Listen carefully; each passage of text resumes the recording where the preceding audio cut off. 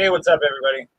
It is Saturday, 2025, Veterans Whiskey Club live stream.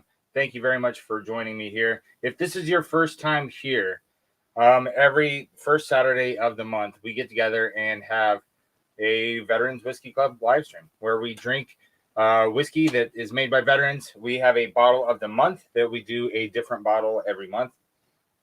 And we talk about things that are going on in the military, history, and presently, and we just basically sit around and tell war stories and drink whiskey. So thank you for being here. If you know any veterans that are drinking alone, let them know that they can come on and drink with us. And you don't have to go anywhere. You don't have to worry about drinking and driving. You can come here online and drink with us. I am an ambassador for Warriors and Whiskey. That's where the Veterans Whiskey Club comes from. If you check them out online, their links are already in this video description. You can go to their website, warriorsatwhiskey.com. You can check out their Facebook groups. They have like 24,000 members in them. And so you're bound to find somebody in your own town. And a lot of major cities have ambassadors in them that hold get-togethers in person. If you want to do an in-person get-together and meet some veterans in your area, first way to do that is get on Facebook or Instagram or just the Warriors and Whiskey website and link up with them and find some good people to hang out with. Plus, you can buy stuff off their website. You can get the Warriors and Whiskey. Oh, hold on. Too much brightness. Warriors and Whiskey Veterans Whiskey Club challenge coin, which is an awesome coin. And you can buy their whiskey. They make the whiskey called Brass and Anchor, which is good stuff. So check it out. Give it a try. Gonna put the link in the chat because, like I said, this is an open bar. It's not some kind of special thing where you're just going to listen to me talking for an hour. We're going to have other people join, like pulling up a bar stool at a bar with a bunch of people just hanging out, drinking whiskey and whiskey and telling stories. Let me pull this bad boy up so I can pin the link to the top. That way, anybody that comes in later on, they won't have any trouble finding out how to join us online. I'm going to pin this message right to the top, all the way to the top. And let's see who else is already here before we get on to our agenda.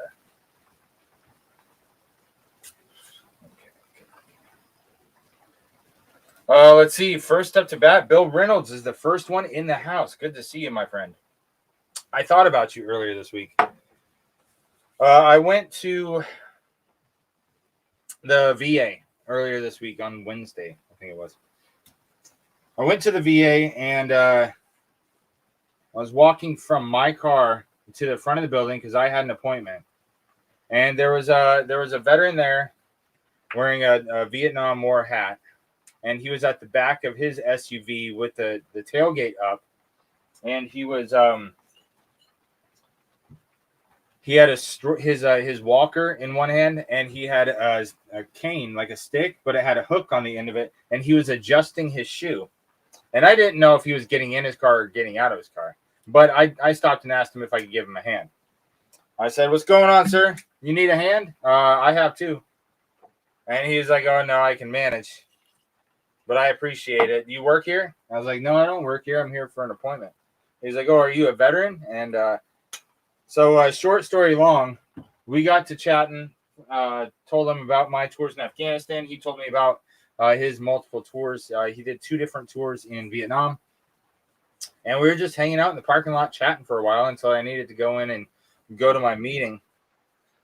And I invited him to come hang out with us this Saturday.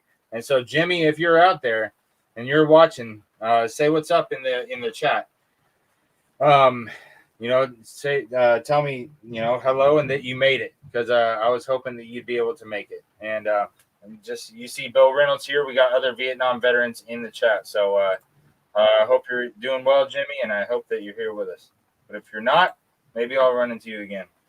Eric Gunnarson's in the house. What's up, buddy? Good to see you. Marvin at the Whiskey Wine 101. If any mods can drop links in the chat, that'd be great. Let's see. We already got people hanging out backstage. Hey. Hey, girl. show What's name. up, brother? How we doing, man? Good to see you. Good.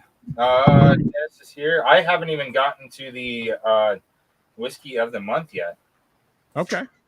Well, we saw you were drinking alone, and you can't do that on the veteran stream. Sorry. Yep, no, roger that. I appreciate you guys being here. Eric's here, Dennis is here, Orlando's here.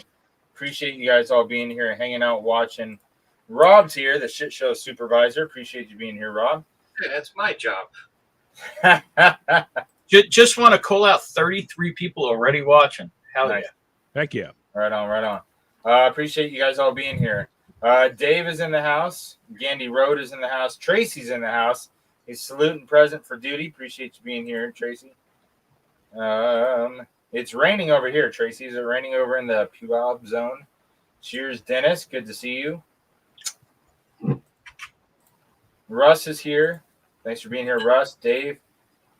Bakers are in the house. I am hoping they'll jump on a little bit. Mr. Great Shot, another Mark is here. So I'm not the one and only.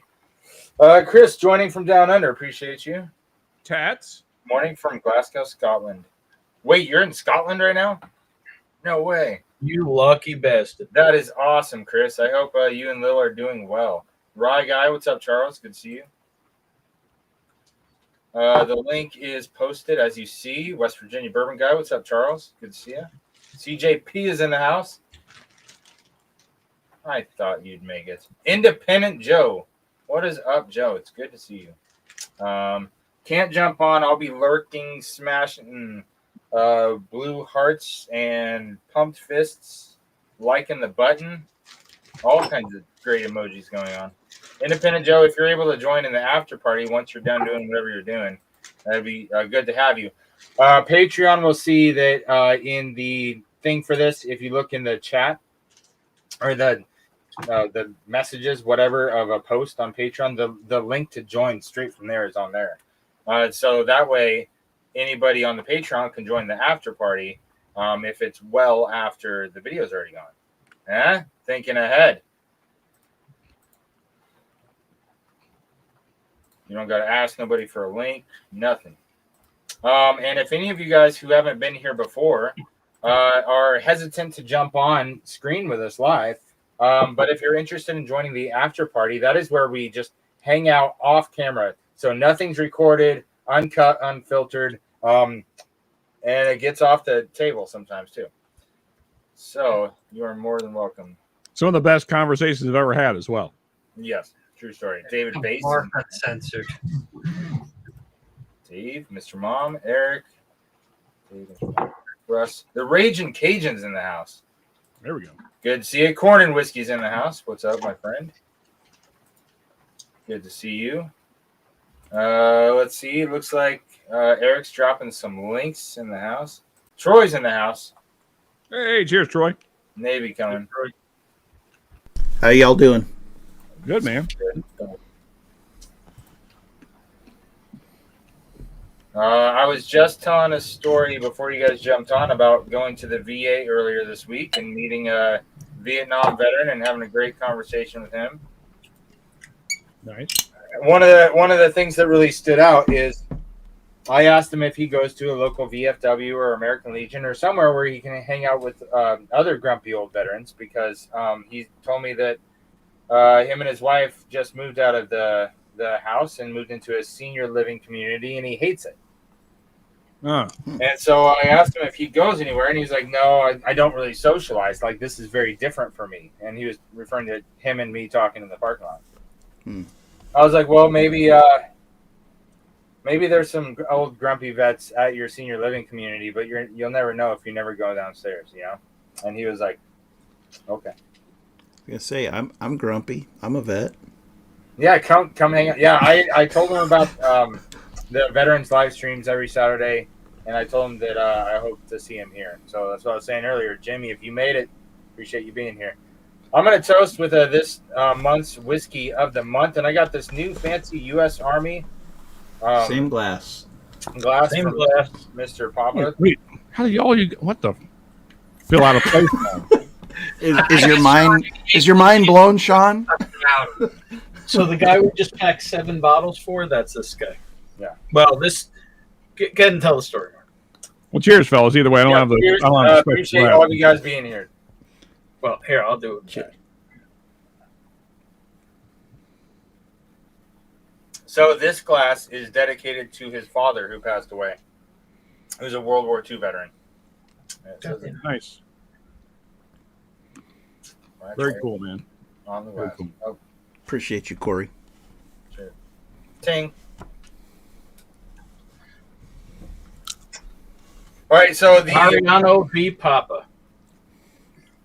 Yes. the whiskey of the month is Cold Zero's Reserve.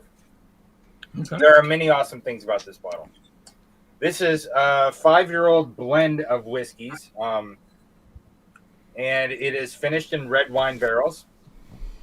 It is 115 proof, but it is also wet signature signed by Living Medal of Honor recipient, and there are 5 of them that have signed bottles for them. So you might find different signatures different places you go. Like the base that I work on, the Air Force side of the base has a different signature on their bottles than this Army side. And so I can tell you that I've seen multiple different signatures from Living Medal of Honor recipients that sign this, plus a large portion of the proceeds go to nonprofit organizations that help veterans. So many things cool about this bottle. Also, the guys from Cold Zero were on the Distiller's Perspective show that we do here and had an awesome interview with them. And I am proud to have this be the Veteran Whiskey of the Month. Very so, cool. Mark, are they the ones that had the story about the name Cold Zero? Yes. It was like the best story ever, how they came up with that name. Can we get like a Cliff Notes version? Yeah, Star Wars in 30 seconds. It basically comes down to like the sniper view, right? Okay. Yeah. So I can pick it up, Troy, if you want me to. Yeah, go ahead. It's Okay. your show, buddy. So Chad was talking about he doesn't have the patience to be a sniper. He's more of a door kicker. He's the guy on the ground that was going forward. But he has to rely on that sniper to make the shot when he takes the shot. Now, snipers and lots of riflemen in general spend a lot of time on the range shooting, right? So you get your weapon, you pull it out. Maybe it's been a while, maybe it hasn't. But you zero it in and get it all zeroed to you and whatnot, then you're good to go. But when you go out on a mission, especially if you're a sniper, you're going to get up in your nest or, whatever you're doing. And the first shot you take is going to be out of a cold gun. It's going to be cold barrel.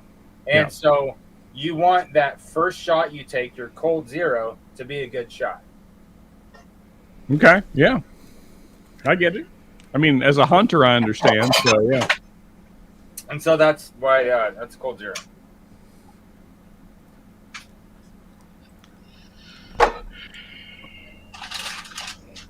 But yeah, they were an awesome interview. Lots of fun. Well, I've got thunder over here. We should drink it. Sean's in the house. Good to see you. Cheers. Scotch down under. Ken is in the house. The Godfather. Good to see you. The QF himself. Larry is here. Good to see you. Guys, if I missed you, it was not intentional. Got a lot of chats coming through. No rain in Puyallup. We have a nice breeze blowing across. So maybe what I'm underneath right now is headed your way. Or maybe it's not. Maybe it's just going north and south because you're east of it. Long time no see, guys. What's up, Marvin? Whiskey 101. Cheers, buddy. Back room is where topless bourbon discussions occur. Well, they're already pantsless already. So it's the only way you can step it up a notch, right? That's right. I'm an old grumpy veteran. Heck yeah. Great shot in the house. Give you a hoo. Good to see you guys. So what are you guys drinking tonight? I've been on this tonight, which is okay. I would not say run out and buy it. Larceny A125. It's fine. So Drinking water. The A125. yeah, A125. Yeah, it's all right. I don't love it.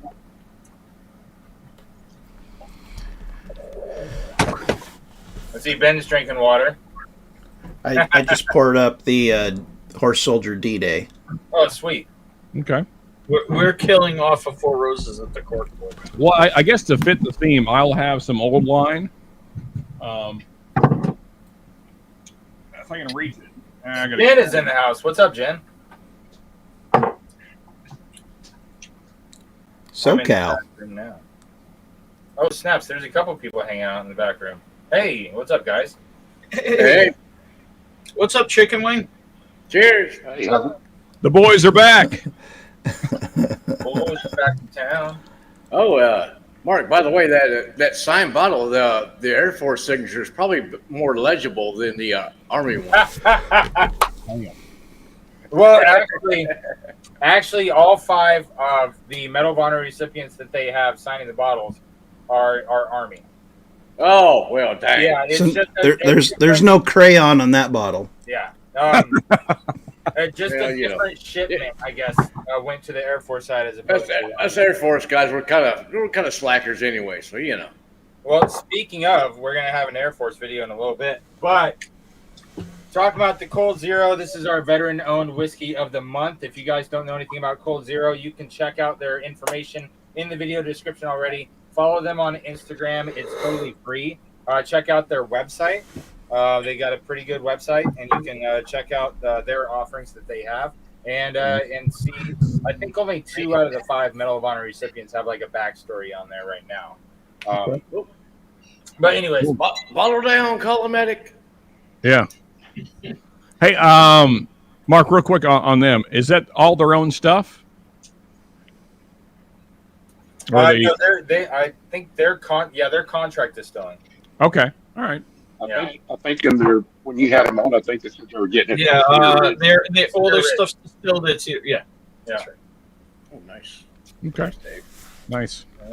Green River, 250th in the Glen here. That is a great bottle. I was just talking to Marvin about that one earlier Fantastic. today. I'm going to take him up one off of base because it is a super solid $50 bottle. Well, I'll drink that next. I told Marvin today that I have tried the regular Green River when they first came out. Then I tried the weeded, and I tried a single barrel, and I tried a full proof.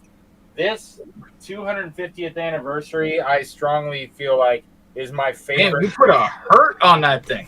Yeah, it's my favorite Green River. He's getting into it a little bit. Yeah. But I better have not get seen yourself that bottle another yet, one but when you get I'm Marvin looking one. for it. Well, I have a backup. There you go. I'm looking for that bottle. I have not seen that one yet. Mark, you need it? Yeah. Jen I can get it Clifton. for you. Okay. Yeah, I've got like Supporting the the channel. full proof, the regular, and the snap. weeded. Well, I Okay. have I have that other Irene bottle for you. So 2-pack. Yeah. makes Yours more sense. 23. You got. Hey Jen, thank you for becoming a member. Thanks I for think- reminding I me. think you're about the that. Yeah. member. Cheers. Cheers. Yeah. Cheers, Jen. Appreciate that. Let's see here. There it is. All right, you guys know next on the agenda, we're not going to get into too many other topics before we show proper honor to the fallen. Okay. And so at this time, I'm going to pull up. Oh, Mark, Eric just went. Whoosh. Oh, there you go. Yeah. Well- Hey. Nice. Very nice. Super generous. Very, very nice, Eric. Love it. Yeah. Bourbon Bowler Lee got a membership. Pecker House got a membership. Jeremy Dirks got a membership. Mike Franklin got a membership. Well, that's- Donner Pass Whiskey got a membership. Raging Cajun got a membership. Mr. Great Shot got a membership. Candy Nice. Rogue got a membership. Larry 3R got a membership. And Chris Tats got a membership. There we go. Love it. That is sweet. Thank you very much, Eric. Very cool. Thank you, sir. Much appreciated. Much appreciated. So, like I said, I'm pulling up some honoring the fallen stuff here. So, if you guys can keep the conversation going while I get this ready. Okay. Yep. Well, so I had a question to ask anyway. So, yeah, all you military guys, what branch of the military gets the most shit from the other branches? Oh, we give everybody shit. I know you do, but I mean, like, if you had to like pick which branch gets the most shit, do you think? Air Force. The Chair Force for sure, 100%. Yeah, probably. Most everybody gives us the shit because Although nobody else is called seaman. we have the better food and the better, living conditions. And a better Everybody else lives like shit and eats like shit. They take ballet in boot camp. Yeah, for sure. Take a shot too, if not one.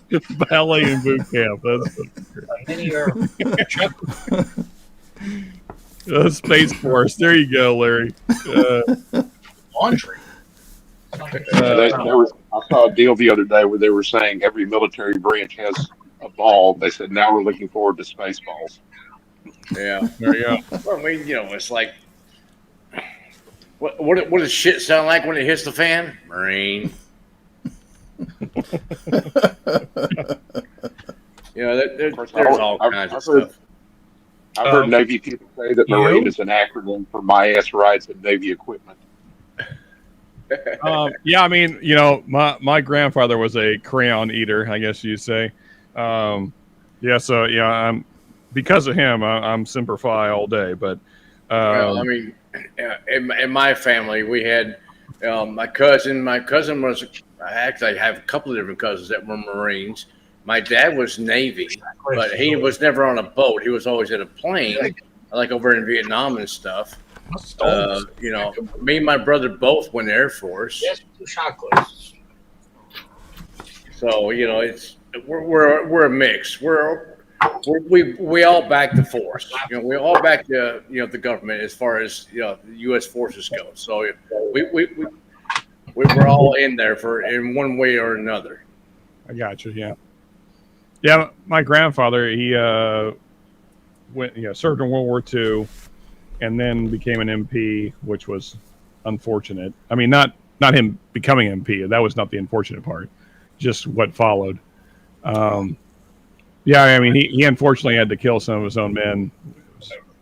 Probably what haunted him the most of all the stuff that he had to do.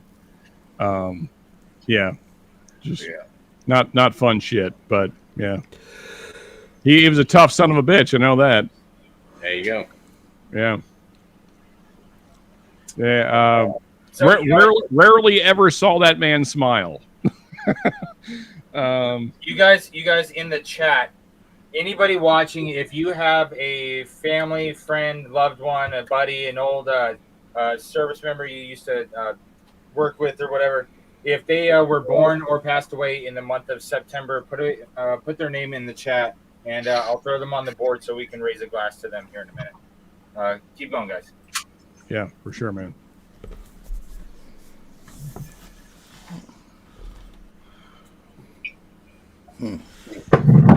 Somebody else say things. Yeah, I'm actually checking on one.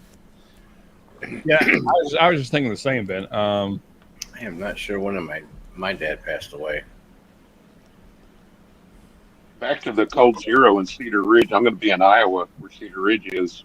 I'm going to be a little bit south of them in 2 weeks. I'm going to see if I can find some while I'm up there.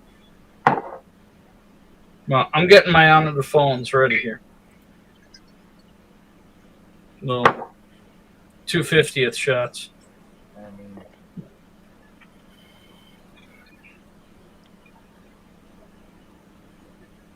I got mine ready. Going with your question earlier, Sean, of who gets the most crap, I think Chair Force number one. The biggest diss at all is that people say that the Coast Guard is not even in the military. That's like a harsh blow, and that's really the only diss that's ever said about Coast Guard. And I'm like, it's a harsh diss though. But then Navy would definitely be next. They get made fun of for stuff almost as much as Marines. Yeah. Gotcha. But somebody once said the Coast Guard is around because the Navy has to have somebody to take to the ball. Yeah. Sorry, Troy. It's all good, man. Hey, I used to date a girl that was in the Coast Guard, so Mud puddle pirates. All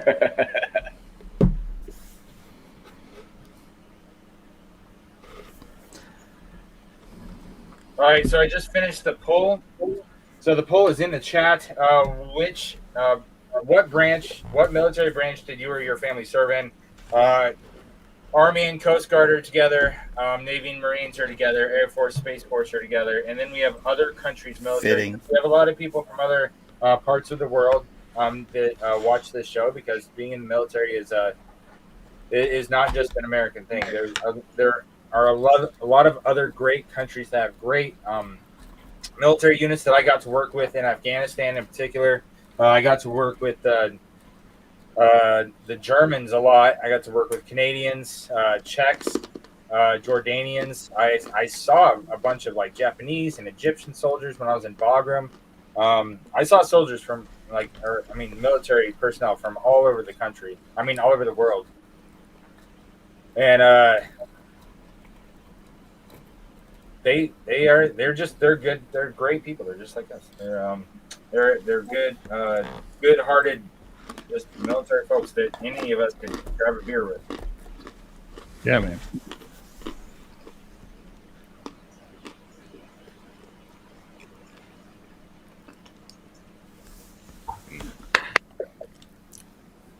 Really, no one else has anything else? All right, let me try and think of something. You guys are. Well, did you see Jen's comment, Mark? I'm going back to where I last saw, where I was last tracking before I went to Mexico. I'm weirdly happy to say I don't have any particular losses in September. It's kind of nice. I hate to say it. Mm-hmm. There you go. Yeah. Last month was my grandfather, Marine. So Chris is going to go take a nap. There you go. See you, Chris. Maybe even if it's not a personal war story, maybe our military folks could share a story of a friend or something that means something to them while Mark's getting things together. Well, no, he's asking to honor anyone who had. I know that, Ben, but since we don't have that, maybe. Well, I'm sure. Unfortunately, I'm sure Mark does. Well, Sean, on that note, I can tell you a story that my dad relayed to me from World War II. Okay. When they were part of the Liberation Force going to Italy, and they found an abandoned farmhouse, and they gathered up eggs and meats. They had a smokehouse, and they found meat in there and everything, and they prepared a meal at this abandoned farmhouse. And a bunch of his guys were from up north, my dad being from the south and growing up on a ranch and a farm. They found jars of pickled sausages, and they thought they were actually pickles. And he had to explain to them that they were actually sausages and not pickles. And actually had to show these guys how to milk a cow. There you go. Yeah.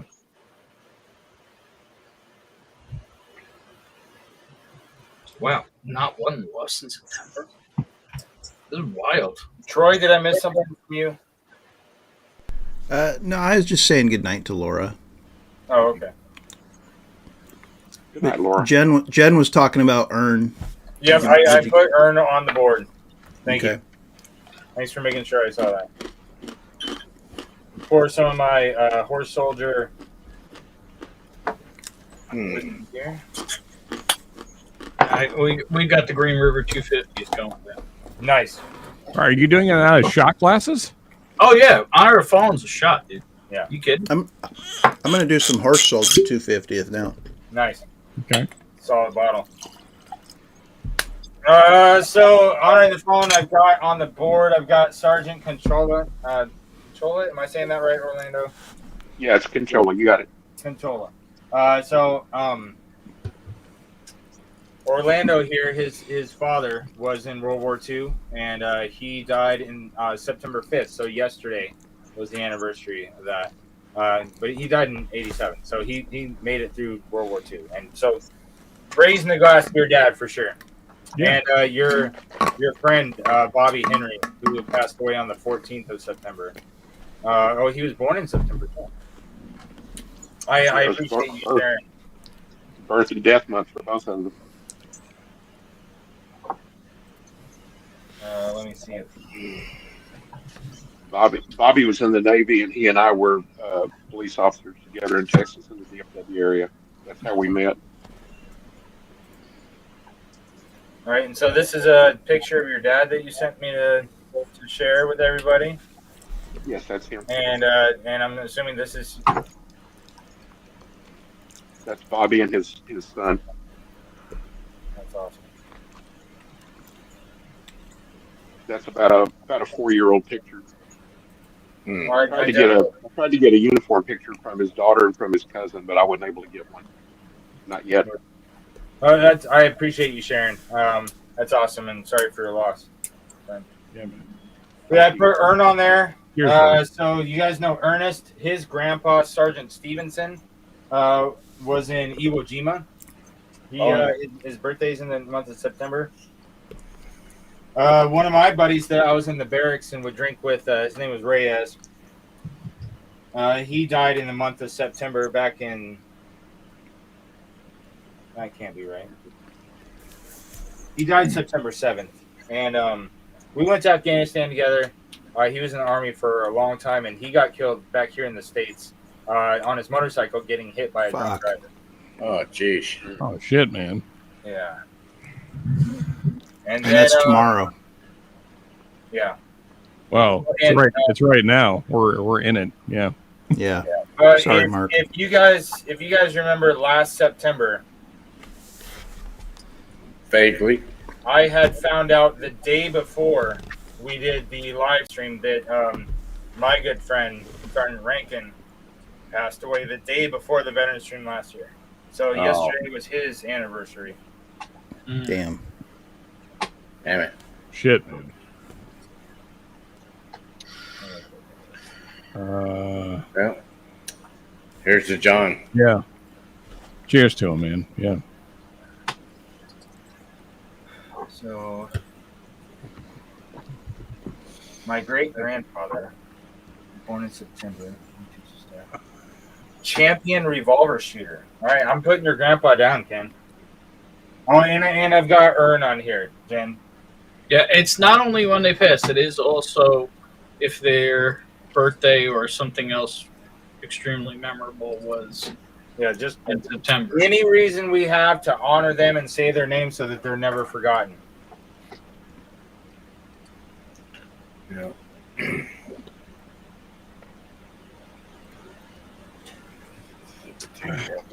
I appreciate you guys being here. Let's raise a glass to the fallen.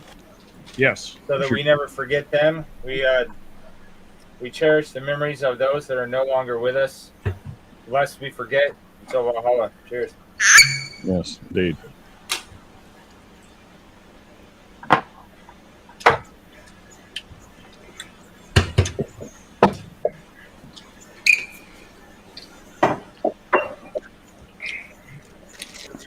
So it's done. Yeah. I found a video earlier today when I went and saw Sergeant Rankin at Fort Knox 2 years ago. And he has always had a thing with remote control planes. And he was flying around before I got there, and he got it stuck in a tree. And so when I got there, I joined him in just finding every frisbee or soccer ball or like rolls of duct tape. We were throwing all kinds of shit up in the air, trying to knock it down. And I videoed him doing that so I could send it to our other buddy, Jacoba, that was like his best friend. Like, where are you at? You're supposed to be helping us, but we would have had it down by now if you were here. And I took that video to send it to Jacoba. Nice. But it was just funny as shit. We're just sitting there drinking beers and just throwing shit up in the tree to try to knock his remote control airplane out of the tree. It's just silly, fun little memories like that. Yeah. So did y'all get the plane out of the tree? Yeah, eventually. That's the thing. That's all we leave with is memories. Yeah. Yeah. All right, so you guys know the next thing. A lot of veterans are not here with us anymore because of the 22 a day. 22 a day means on an average day, at least 22 veterans take their own lives because of the things that we deal with when we come back and try to reintegrate with the society, or there's whatever is going wrong with our head. Mental health is a serious issue, and it's something that we need to take the taboo out of and make it to where it's okay to talk about it. And so that's why I'm talking about it right now. And that's why we do 22 push-ups every month. So if you are willing and able to knock out, All right, let's fucking get it. knock out 22. What are we on there, Troy? 33. 33. Let's get it. Right. Troy and I have been adding one every month for the last hour month. Oh, All okay. All right, shit. All right, well, okay. Let's do this, Mark. All right. 22? All right, I'll give it a shot. Do it. Ready, begin. 1, 2, 3, 4, 5, 6, 7, 8, 9, 10, 11, 12, 13, 14, 15, 16, 17, 18, 19, 20, 21, 22, 23, 24, 25, 26, 27, 28, 29, 30, 31, 32, 33. Oh my goodness. I think it's well past time to drink some more water. What do you say? Hot dog. Whew. Holy shit. The Z-Man joined. All right, I did 22. God, my goodness. Apparently, I need to do some more push-ups. Holy shit, okay. Fuck, I'm old. All right. Oh, Primal page shows 33 is a lot. It's about 10 too many. Yes. Yeah. I was like, what the fuck are you Well, doing? I mean, 22 was enough for me. I'm like, oh my goodness. Fuck, okay. Whew. Well, whiskey may be a factor too. Yeah, it could be that I'm completely wasted as well. That might be. Oh, Yeah. shit. Okay. Yeah. Hey, The but, whiskey and a couple of beers, you know. But enough about us. Hey, back to the important stuff. Yeah, there you go. CJP, thank you for sharing. I put his name on the board. Greatly appreciated. All you guys that knocked out your 22, I really appreciate you doing that. And like you said, Cheers to you guys. we're gonna take the taboo out of the mental health. No, I mean, cheers to the guys that aren't here. All right, hey, Ken knocked out 33 with us. Yeah. Nice. I mean, we're still here to do push-ups. So cheers I'm to the guys. putting up over 3 bills. You get the 2-2, and that's it. I can identify with that because I actually have a buddy of mine that. Hey, David knocked out 20. Roger that. Oh, shit. I just want to know how Orlando did 22 with no arms. One-handed push-up. He's a beast. Well, one hand, one stem. Yeah, he's got 3 legs, so that helps. Oh well, there you go. Let this get healed up, and I'll try joining you guys. I just want to point out Sean said that, not me. All right, so after we honor the fallen, then we start looking at what's going on in the month of September. So let me share another screen with you guys real quick to talk about what the heck is going on in the month of September. I am disappointed how much that kicked my ass.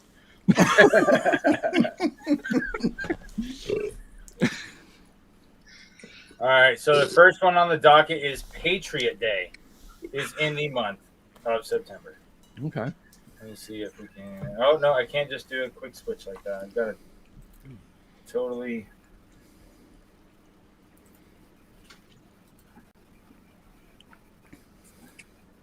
Now we did watch this video last year, so if you don't remember this 1 minute and 45-second video from 12 months of drinking ago. Yeah.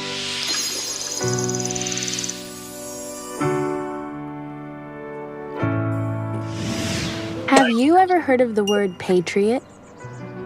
Patriots are people who love their country and are willing to defend it. Every year, we celebrate these people on Patriot Day. Patriot Day was created in 2001 to remember an important day in America, 9/11. 9/11 is short for September 11th, 2001. On this day, something terrible happened. Oh yeah, Charlie. Enemies of the United States stole some airplanes and flew them into some important buildings, including the Twin Towers in New York City. When the Twin Towers fell down after being hit, many brave firefighters, police officers, and other volunteers, who we call first responders, rushed to the scene to help save as many people as possible. Today, we remember and honor the bravery of the first responders and all of those people who lost their lives on Patriot Day. We have special ceremonies and moments of silence because we vowed to never forget what happened on 9/11. And a new building, One World Trade Center, was built in its place. Why is it important to remember the events of 9/11 on Patriot Day?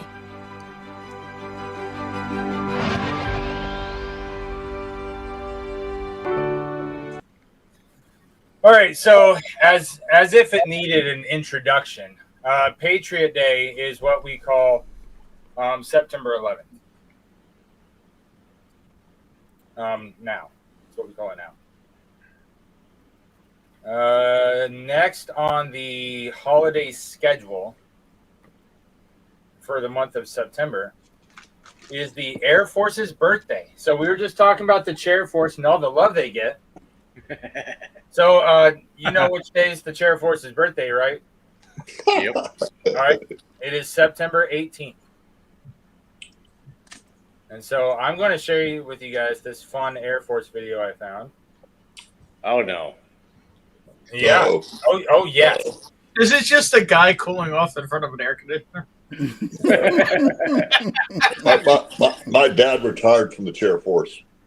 My grandpa was in the Chair Force during the Korean War, and so he went from a home of poverty to where by the time I came around, because of what he did for his country and for his family, he was living in this really nice suburban neighborhood with a great garden in the back and all that stuff. Yeah. Because of what he did in being in the Air Force during the Korean War.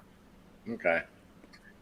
So it's all love. It is all love talking about the old the Air Force and showing that love. I actually found a pretty hua, as we'd say in the Army, pretty hua video.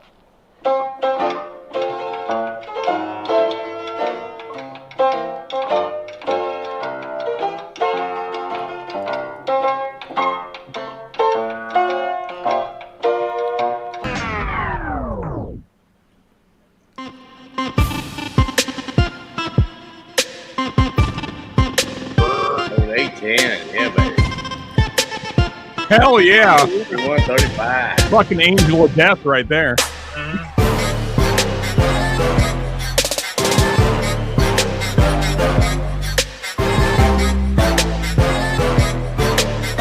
carefree.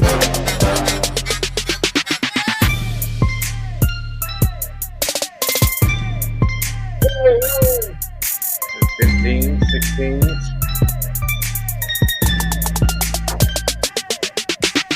Ooh, big gun. Boy.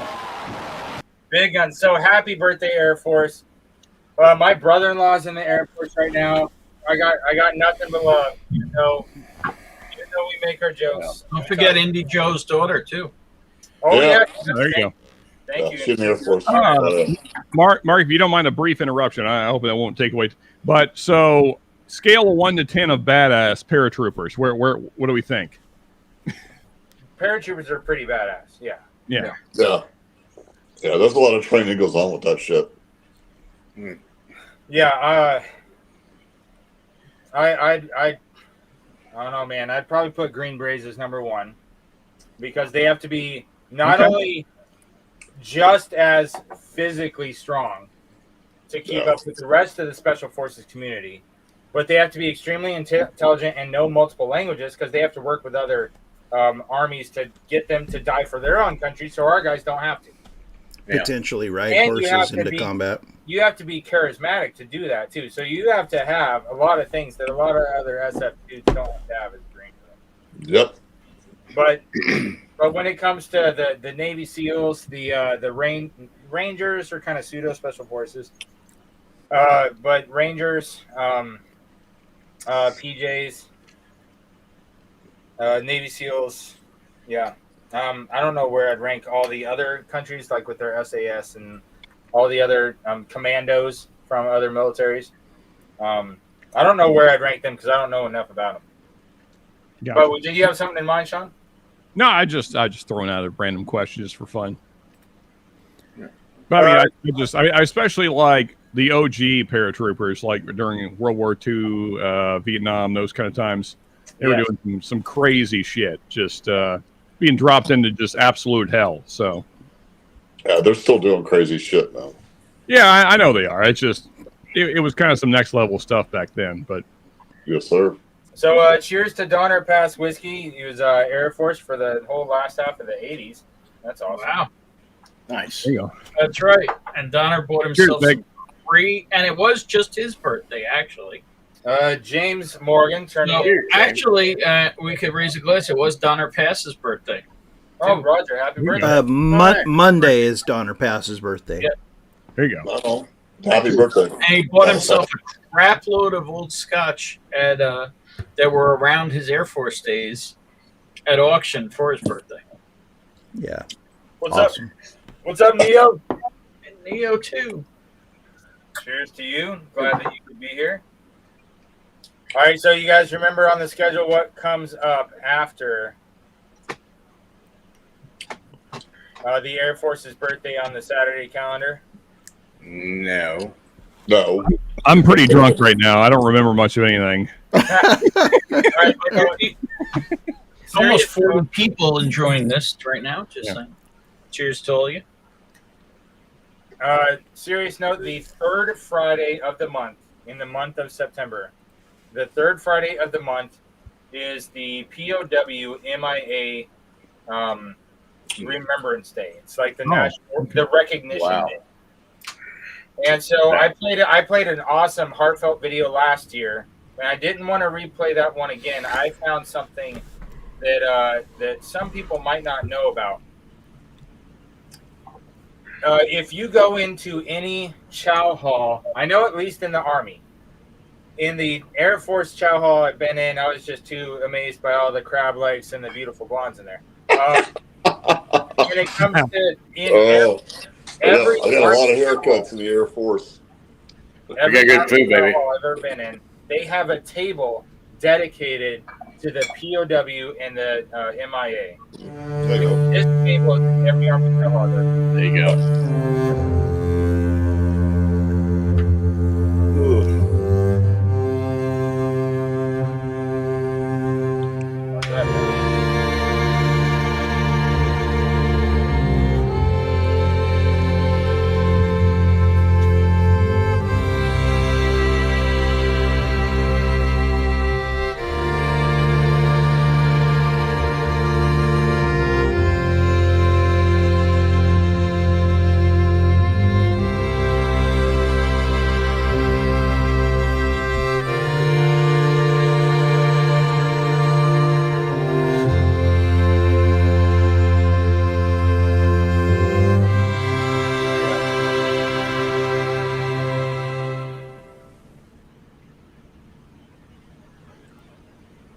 Yeah, As family of MIA, thank you.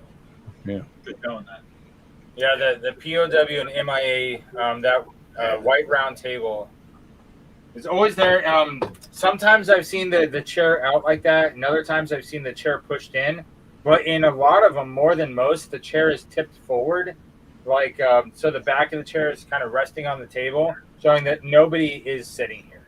Like 100% nobody's sitting here. It's like tipped up to be like, it's not a seat that's available. Yeah. And so I don't know if many of you out there in the chat or on the screen knew about And Mark, that. check out what Jeremy put in chat. in mid-sentence, Ben? Yep. You hurt bad. I tell you. No drinking for me tonight. Hit the peach snap. Roger that, Trevor. Thank you for your service. Yeah, appreciate you being here, Bob. Jeremy, a lot of VFWs have the missing man table. My stepdad set one up like this at the local VFW before he passed away. He was a veteran during the Cold War in Europe. Roger that, Jeremy. Hey, thanks for sharing, buddy. That's really cool. Yeah, my timing sucks, but sorry. They were free. Yeah, appreciate you sharing that.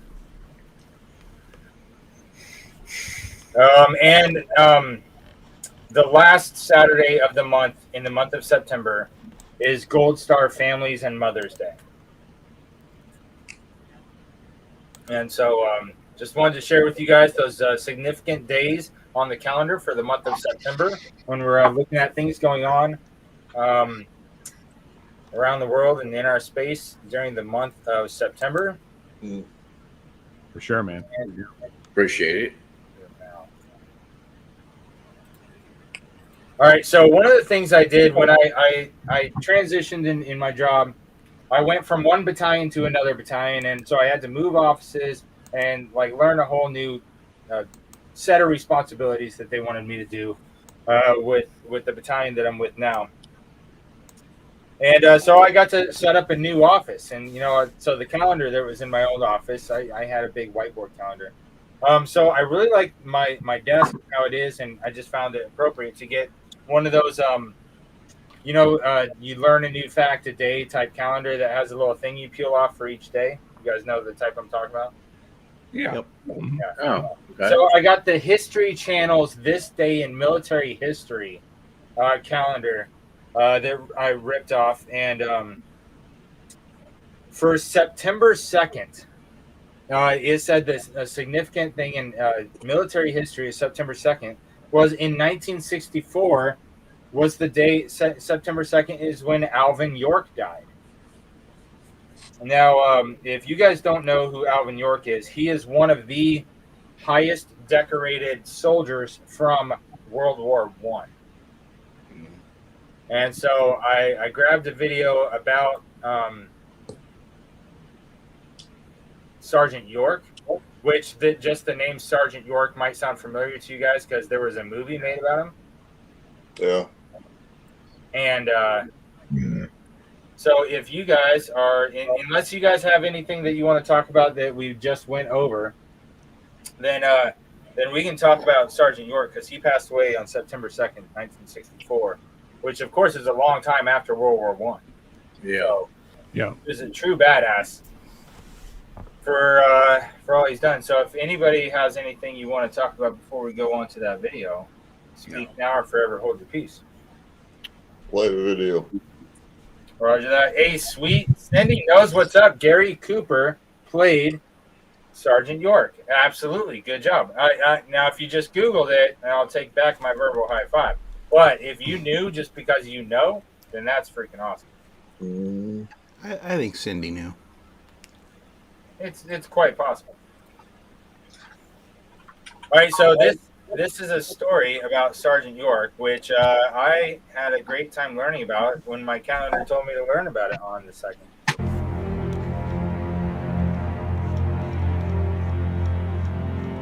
Grew up in the woods and knew how to shoot very well. Donner Pass, you know what it.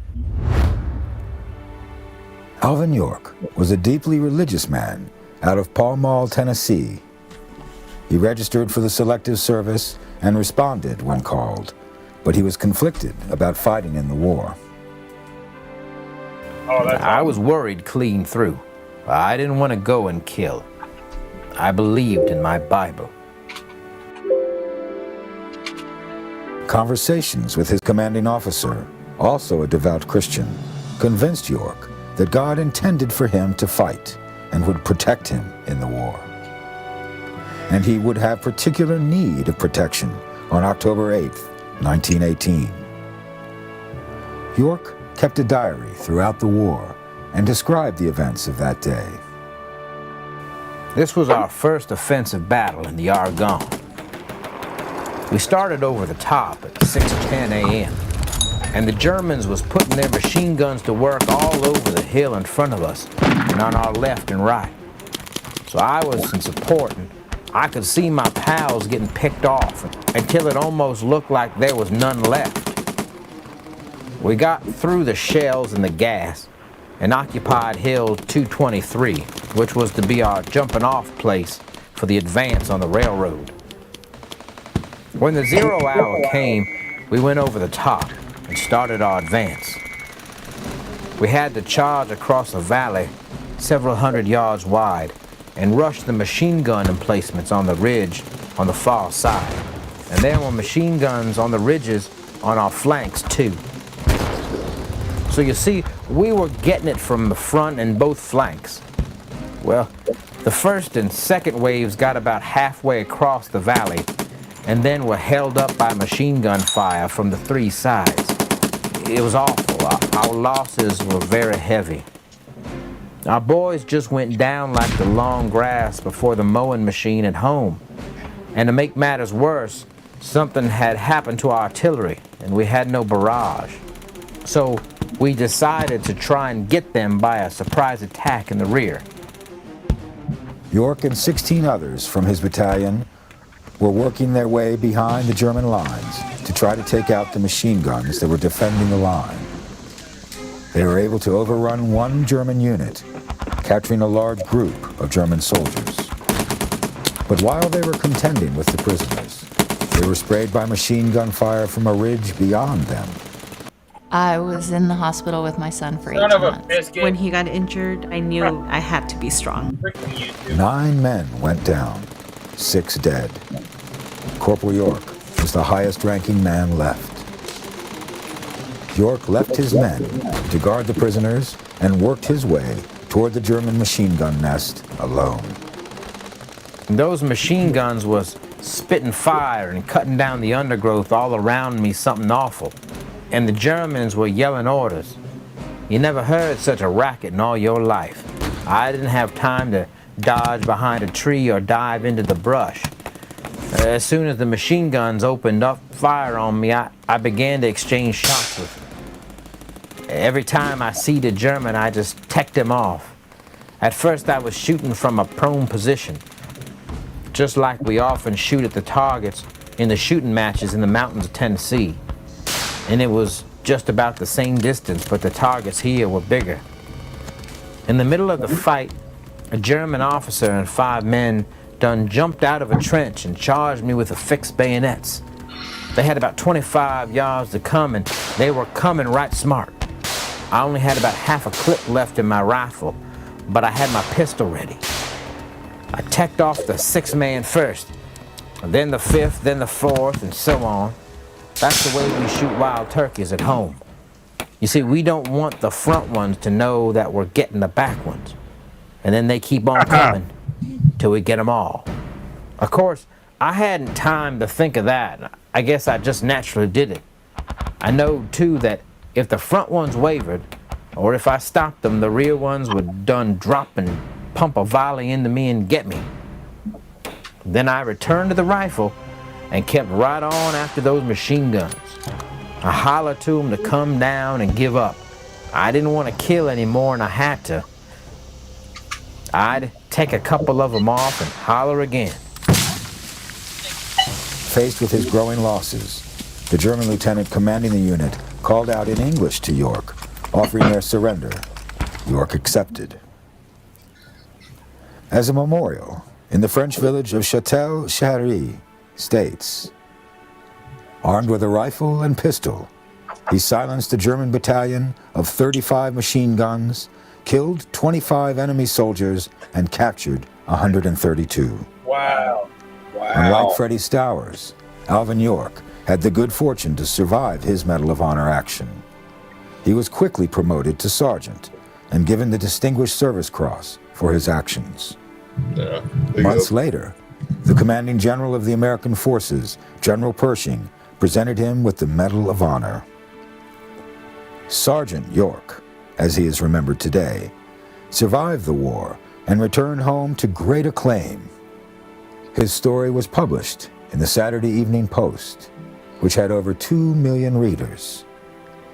He visited Congress, where he received a standing ovation from the House of Representatives. Throughout his life, York was offered many chances to profit from his fame.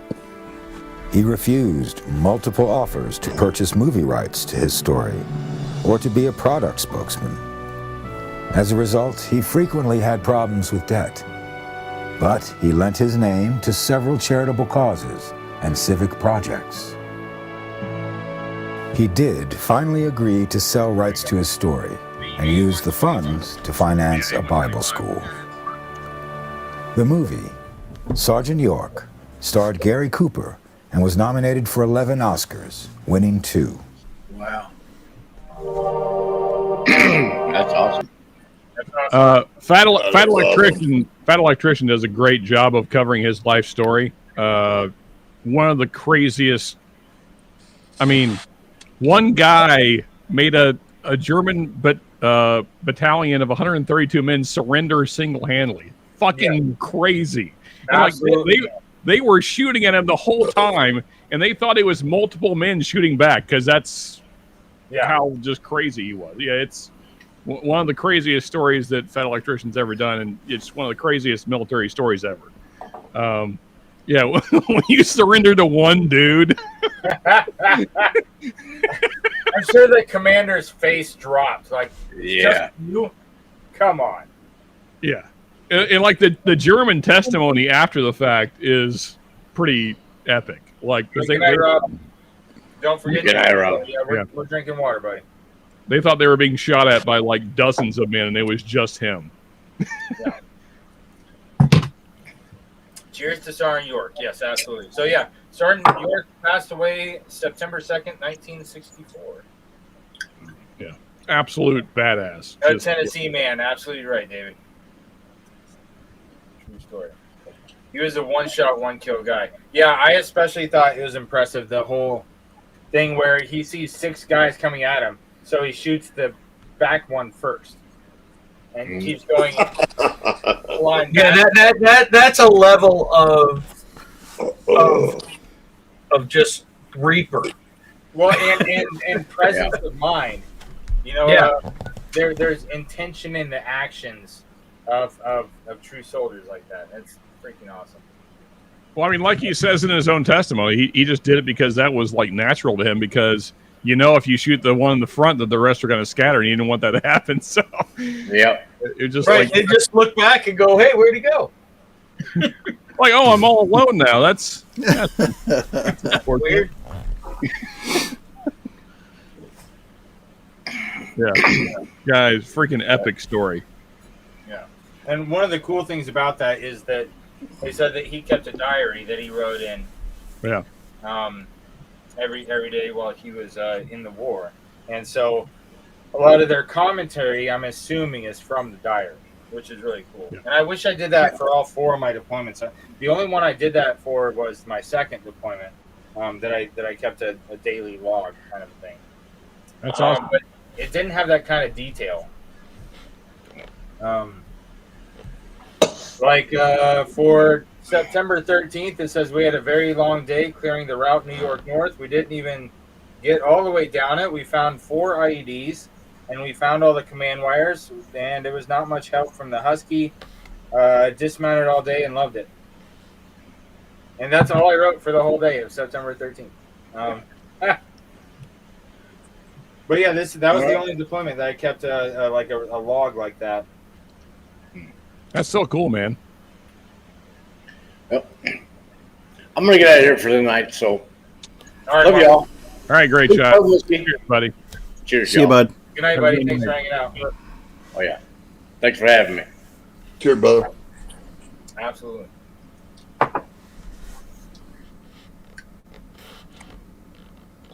Oh. Let's see. Stop! Don't play yet.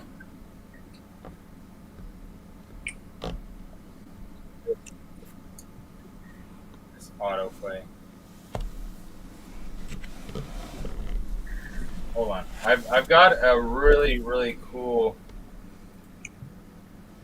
Medal of Honor recipient. Do you guys know the only member of the Coast Guard we were talking about earlier? The only member of the Coast Guard that has received a Medal of Honor. Yeah. Okay. Coasty got a CMH, huh? There's only one in history.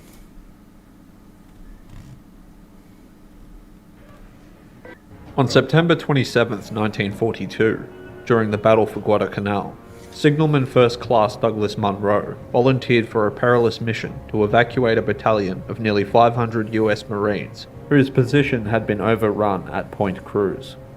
Leading a group of 5 small landing craft, Munro approached the shore under relentless Japanese fire, signaling the others to land while positioning his own craft as a shield between the enemy and the beach. Manning a mounted machine gun, Munro delivered continuous suppressive fire, drawing the enemy's attention away from the heavily loaded evacuation boats. During the final phase of the extraction, Munro was fatally struck by enemy fire. In recognition of his extraordinary leadership and courage that ensured the mission's success, Munro was posthumously awarded the Medal of Honor. To this day, he remains the only member of the US Coast Guard to have received this decoration. On September 27th, 1942, during the Battle for Guadalcanal, Signalman First Class Douglas Munro volunteered for Yeah. So, pretty neat. Give your life for the many, man. Yeah. Yeah, still the only Coast Guard member that has the Medal of Honor. Coast Guard in Guadalcanal. That would never happen today. The fact that you kept the diary is special. Thanks, CJP. Yeah, and when I was flipping through it just now while you're listening to him, I was like, oh, there was one year I could do that. Most days I'm thinking about that I tried to call my now ex-wife and that she didn't answer, or that she sounded drunk when I was talking to her when she's at home with the kids while I'm at war. And just there's a lot of like emotional frustration going on in that book. And but it is mentioned in there the day that I found out that both of my parents received a letter telling them thank you for my sacrifice, for your child sacrifice or whatever. When I got blown up in medevac, they received a letter, but they didn't have any of the context to it, so they didn't know what was going on. My ex-wife at the time was way more hot than she was smart, and so she wasn't much help. And so I was talking about that frustration of that going on in the book. So that was kind of funny. Well, that's kind of a crap letter to get with no context. Yeah. It said if my dad sent me it, and so I printed out a copy. So I have a copy of the letter. It says, thank you for your son's sacrifice information, blah, blah, blah, blah. It says, here's helpful links. And the first link is tips and tricks to dealing with somebody who's an amputee. that was the first link on the letter. Do you want to talk about that anymore, Mark, or you want to move on? Well, our truck got blown up and got split in half, but all of us were able to walk away. And but we all got medevaced and taken to the closest big base that had a hospital. Yeah. And so first thing I do when I get a chance and just call my wife and let her know that I got hit, but I'm fine. So just let in case the the FRG or the private news network or any those other social media networks tell you that I was injured, I'm letting you know right now that I'm all right. So if my parents hear anything, let them know. Yeah. But yeah, both my parents got a letter a while later, and so my idiot wife at the time, not current, my ex-wife, she was like, well, I know that a while ago he got blown up, but I don't know about today, because they sent both my parents a letter. So it didn't get there like that. It got there like 2 weeks later. But to my ex-wife's credit, she knew how kinetic the environment was that I was in. So to be fair, she wasn't 100% wrong. She was like, I know that last time I talked to him, he said he was fine. I haven't talked to him in a couple days. But yeah, so I asked my dad to email me the letter that he got, and so I have a copy of it. That's kind of cool. Yeah. And my dad wrote a letter to a general to have them redo their letter notification because he's complained about that.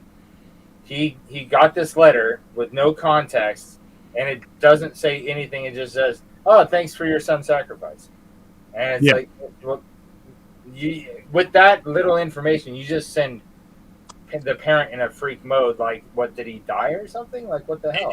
Yeah, exactly. It's a little bit too ambiguous to like just send out. Yeah.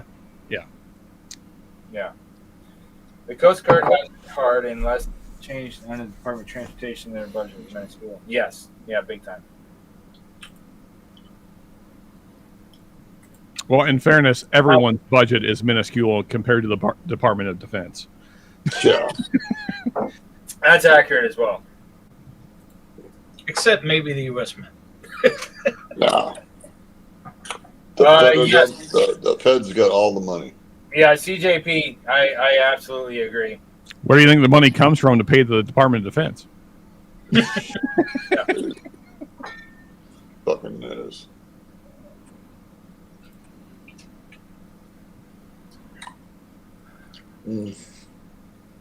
All right. Coming from another perspective, from a Medal of Honor recipient, you know, I usually show the videos that talk about their actions of the day. But this story was really familiar to me because I've had to go to Fort Leonard Wood multiple times because I'm an engineer, and Fort Leonard Wood is where engineers get trained in basic training and where we do our further education stuff. Like I went to an area clearance class where we learned how to clear minefields. Did that in Leonard Wood. I went to EOCA, that's the engineer explosive ordnance clearance agent, where we learned how to do UXOs and IEDs. And warrior leader, or not warrior leader course. So advanced leader course and senior leader course are all at Fort Leonard Wood. So I get to go to shitty Missouri a bunch of times, but on the base there's a museum where there's a whole section just dedicated to engineers, and Sergeant Smith is one of the most popular, I could say, the most notarized engineer who is a Medal of Honor recipient as well. Okay. And so when I was looking at stuff regarding Sergeant Smith, I found this video that gives a different perspective on it that I wanted to share it with you guys because I found it to be very interesting. What's up, Dennis? Hey, cheers. What's up, buddy? Good to see you, guys. And cheers to you. I need to pour some more. Once again, I'm drinking Cold Zero Reserve. That is the veteran whiskey of the month. Yeah, man. And their standard bourbon is very affordable. It's like $35 or $40 for their standard whiskey. Nice. That's Cedar Ridge, great stuff. The reserve is much more expensive, but you've got a wet signature from a Medal of Honor recipient, and the proceeds go to nonprofit foundations to help veterans. So. Very cool, man. And it's absolutely delicious. 115 proof. Good blend, good stuff. Is that the reserve finished in red wine? Yes. Yeah, that's the sample I got. That was quite good. Oh yeah, it was in the veterans flight. Right? Yes, sir. I will be right back. Okay.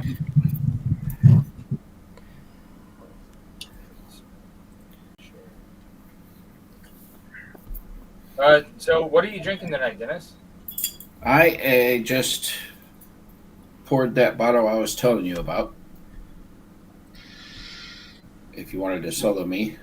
The Freedom Reserve Whiskey Cup. Oh, the Freedom. That's going to come to you in a bit. Nice. I sent them a message.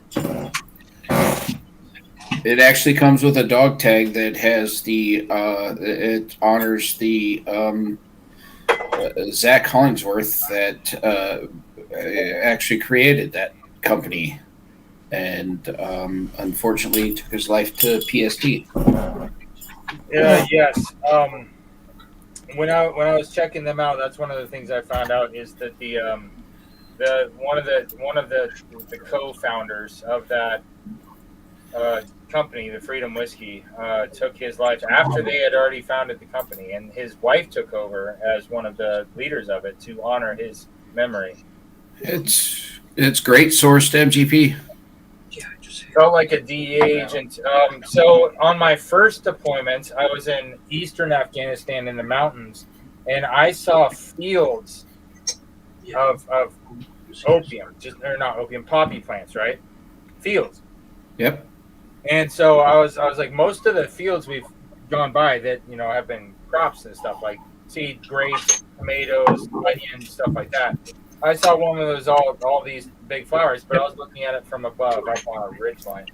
And I asked my squad leader what it was, and he said that it was poppy. And he said that that's where a lot of the Taliban get their money from the drugs that the farmers grow for them and blah, blah, blah. And I was like, so why don't we burn it down? And he was like, no, we can't do that. Politics, man. We can't just go lighting fields on fire that some poor farmer is fielding, even though the money's going to the Taliban. It doesn't work like that. You can't just go fucking light fields on fire. Because I was just young and full of energy. And then my third deployment when I was in southern Afghanistan, I am telling you, man, in southern Afghanistan, I saw football fields just far as I can see of marijuana plants this high. Just like you couldn't see the end of the field. They grow a lot of weed in Afghanistan. So, yeah. Sorry, Mark, I'm jumping in here. Did you see the opium fields? Yes. In eastern Afghanistan, I saw opium fields. In southern Afghanistan, I saw marijuana fields. Yeah. Burn them all. Everywhere, I saw dirt bags. Oh, no, we didn't burn any of them. No, yeah, I wasn't allowed to. I literally asked if I could. Where do you think all your drugs come from? Uh-huh. Yeah, dirt bags everywhere. Hydrate, everyone. Okay, we're going to drink some more water while we're watching Water's good. Water's good. Very heartfelt video about an engineer Medal of Honor recipient. Hope you guys. David is the spitting image of my husband Paul.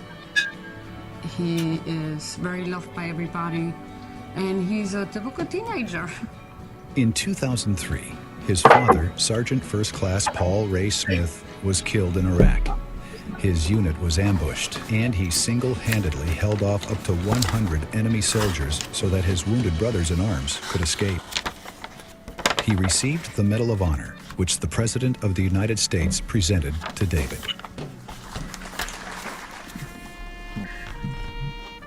The moment I told him that his father has passed away, he stood up and he was the man. David told me, Mom, don't be sad. He is with God and he saved many soldiers. David's quiet strength has helped the family cope with their devastating loss. David would want people to know how his father was as a father. Outgoing, warm-hearted, a fun guy. To all of our family and friends back there and at home, like you see from the big mess you already saw already, we're staying busy and we love you, miss you. You guys take care on the home front. Paul Ray Smith's spirit lives on in the hearts of the family he left behind. To the rest of the world, he received the Medal of Honor. To me, he's my dad and my hero. I'm David Smith. The nation's strength starts here. Yay to... I hate you. If anybody knows how to ruin a mood, it's fucking you. Yep.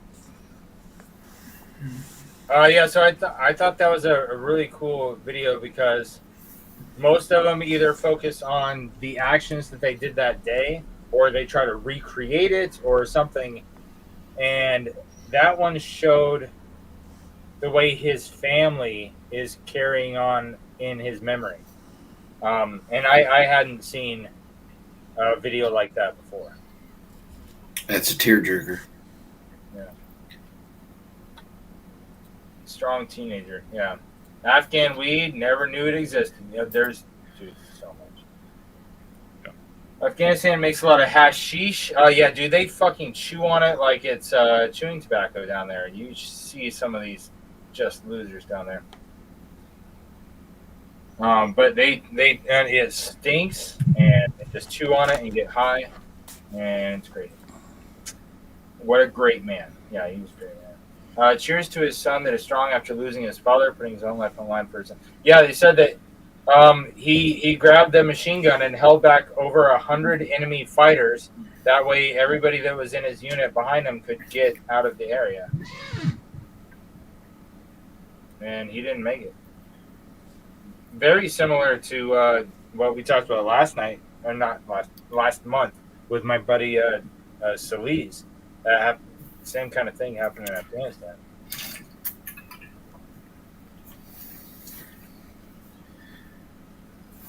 Oh goodness. Okay, so one of the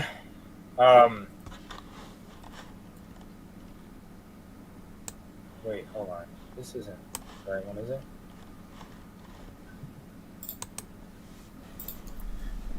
So Sergeant Dakota Mayer is like the first living Marine Medal of Honor recipient in like 45 years or something crazy, right? All the Marines that have been posthumously awarded the Medal of Honor until Dakota Mayer. And last year, we watched the interview of him on Letterman. It was a great interview. It was hilarious. We had a great time watching that. And I did not want to just show that same video again, because that's the one we watched last year. And so I found another more kind of at-home, down-to-earth type video about him, which I think his story is really significant, not only just because he was the first living Marine Medal of Honor recipient in many years, like many decades, but it's just an all-around likable guy. So it's a pretty short video.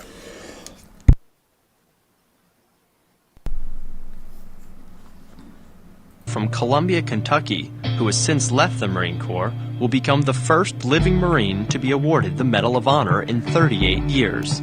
We caught up with Dakota in his hometown before the award ceremony to bring you his story. We went in to do a key leader engagement to go in and meet with the elders of the village called Ganjgal. And there was a group of about 21 Marines in there and 80 Afghans with us. And I was sitting outside of the village with some trucks with another staff sergeant.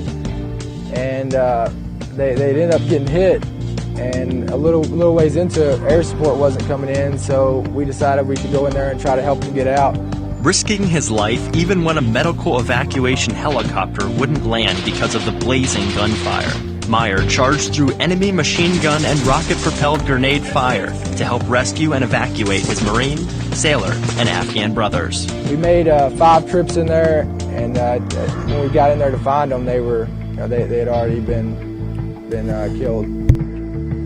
Dakota's family and friends say they were not surprised that he put his life on the line and ran headlong into a dangerous situation like he did that day. Dakota is Dakota. I mean, he's a hard worker. You always know where you stand with him. He'll tell you what's on his mind. He always would dive headfirst into things and think later. And so he was always looking for a challenge, and he always thought of others first. Every time I'd tell him, I'd say, "Now, Cole, you take care of yourself." He said, "Now, Mima, I will. But I have to also take care of my brothers," which he was talking about the other Marines. He would have been willing to lay down his life. He would have been willing to die for others, to die for the battle, to do what he needed to do for his country. It's a mixture between training and it's a mixture between just morals, your brother's in there, and you don't leave anyone behind, and there was no time I ever thought that they would all be dead when I got in there, but it's just how it happened. Meyer joins a small elite group of heroes. a reality that will often require him to conjure up haunting reminders of the battles he has fought, the friends he has lost, and the painful regret he bears. You could tell maybe sometimes it may get to him, the guys he was with that he, pulled out of there, that was like brothers to him, so I kind of respected, it's big and in the media now and a big celebration, but to him it's a lot more than that. It's hard, it's hard, but there's nothing that's going to be too hard to keep getting their story out and getting the recognition for the guys that passed that day. It's a great honor to be getting the Medal of Honor. It's not for me, it's for those guys, it's for the Marine Corps, it's for the Marines that are serving, and the Marines that will serve. Hell yeah, man. He said it right there at the end. Yeah, absolutely. 100%. So, I wanted to go back and revisit Dakota Mayer because that was a different kind of perspective of the story that we looked at last year in September. And it's rough, man. Pulling your own boys out. I can't imagine the stress. Someone's trying to defend a position with the enemy coming in multiple directions. Can't reload fast enough or aim it. Dude, you know what's crazy is how fast ammo goes in a firefight. Ammo goes fast. It is crazy how quickly you can just burn through magazines when you're getting shot at from multiple directions or from multiple enemies, or both or either. You burn through ammo quick, dude. Yeah. So just rehashing the situation. What he said, there was 80 Afghanis and 30 Marines. Yeah. Something like that. And forget what you see in the movies. Trying to freaking reload quick by hand sucks. Yeah, when you're stressed and getting shot at and your buddies are dying beside you. You're trying to push one round thing into another round thing and down and in. Have you seen the film Charlie Wilson's War? It covers the Soviet Afghan. Yeah, dude. The Soviets, they tried to. They could not conquer the unruly Afghans because they are stubborn people. Well, they've been fighting like the entire time they've existed. That's what they do. Yes. Yeah. Soldiers do not want to go for talking experience. You have played it, so yeah, definitely. Very interesting.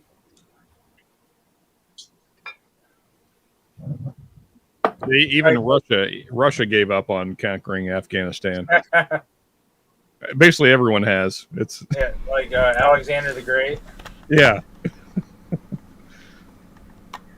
So moving into more modern, even more modern history in a different way. Did you guys realize that this year is the 20th anniversary of Hurricane Katrina?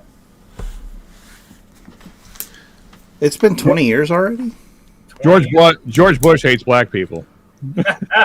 It's still just as true today. Thank you, Kanye. Fucking Kanye. My goodness. So 20 years ago this week, Hurricane Katrina devastated New Orleans. The Louisiana Department of Health reports nearly 1,200 people died as a direct result from the storm, be it drownings or diseases. Now, the Arkansas National Guard was one of many agencies and organizations that were on the ground after the storm. Now, I spoke to Colonel Joel Lynch, who was there for the better part of a month. Now, he helped set up a distribution station, giving out food, water, and other items to thousands of people, many of whom lost everything. But one of his big takeaways was being able to help the people who were too busy helping others to help themselves. Those people, the police and the sheriff and the first responders who were already there before we showed up, they were already just bone tired.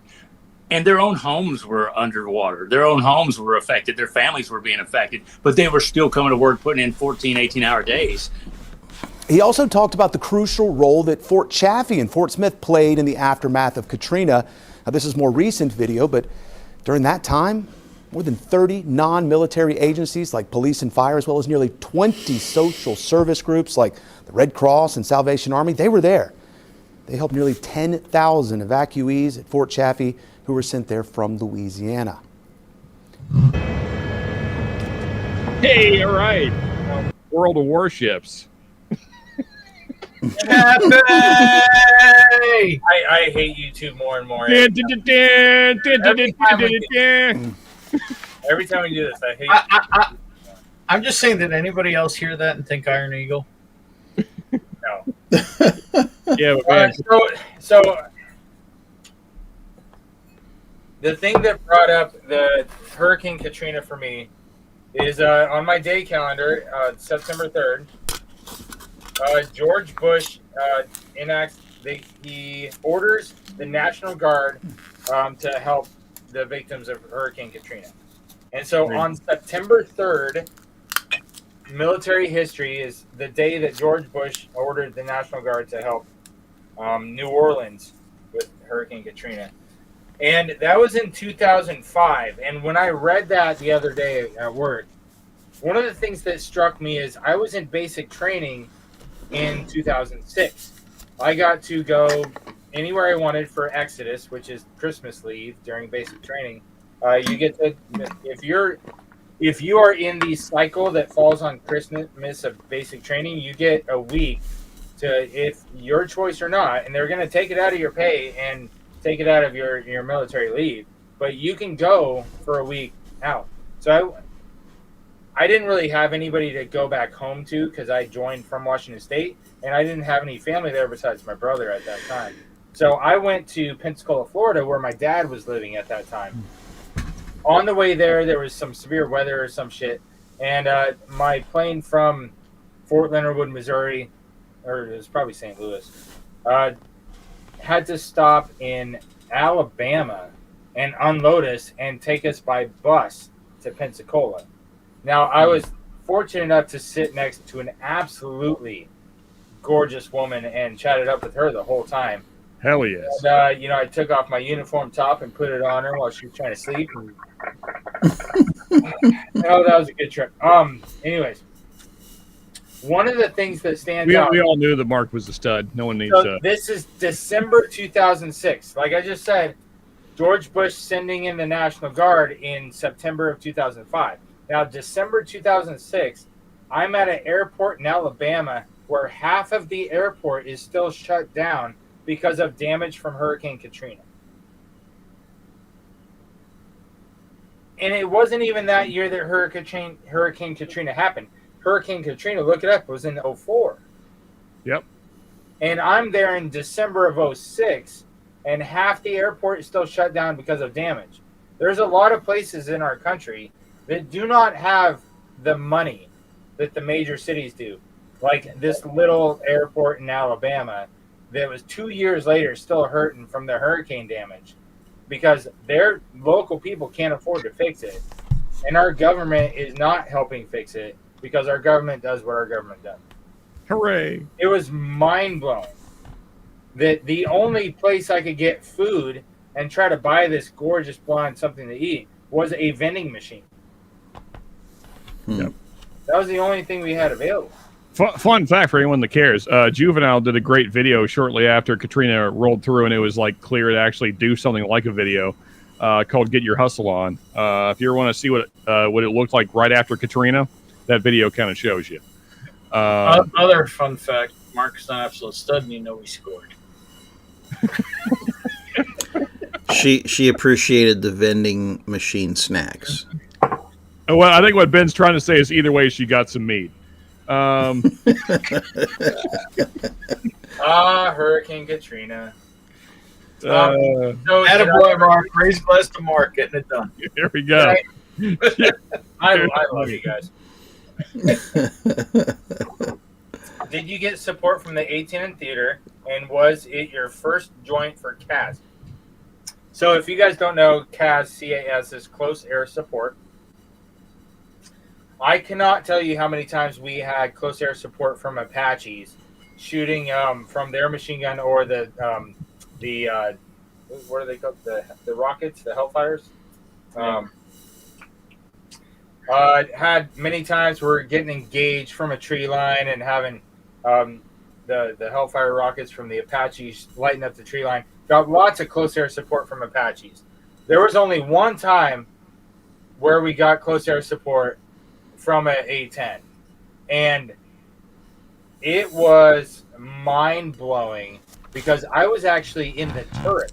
So I was in the turret of a gun, even though I was a team leader at the time. This was the second deployment. So I was in the turret. I was up there.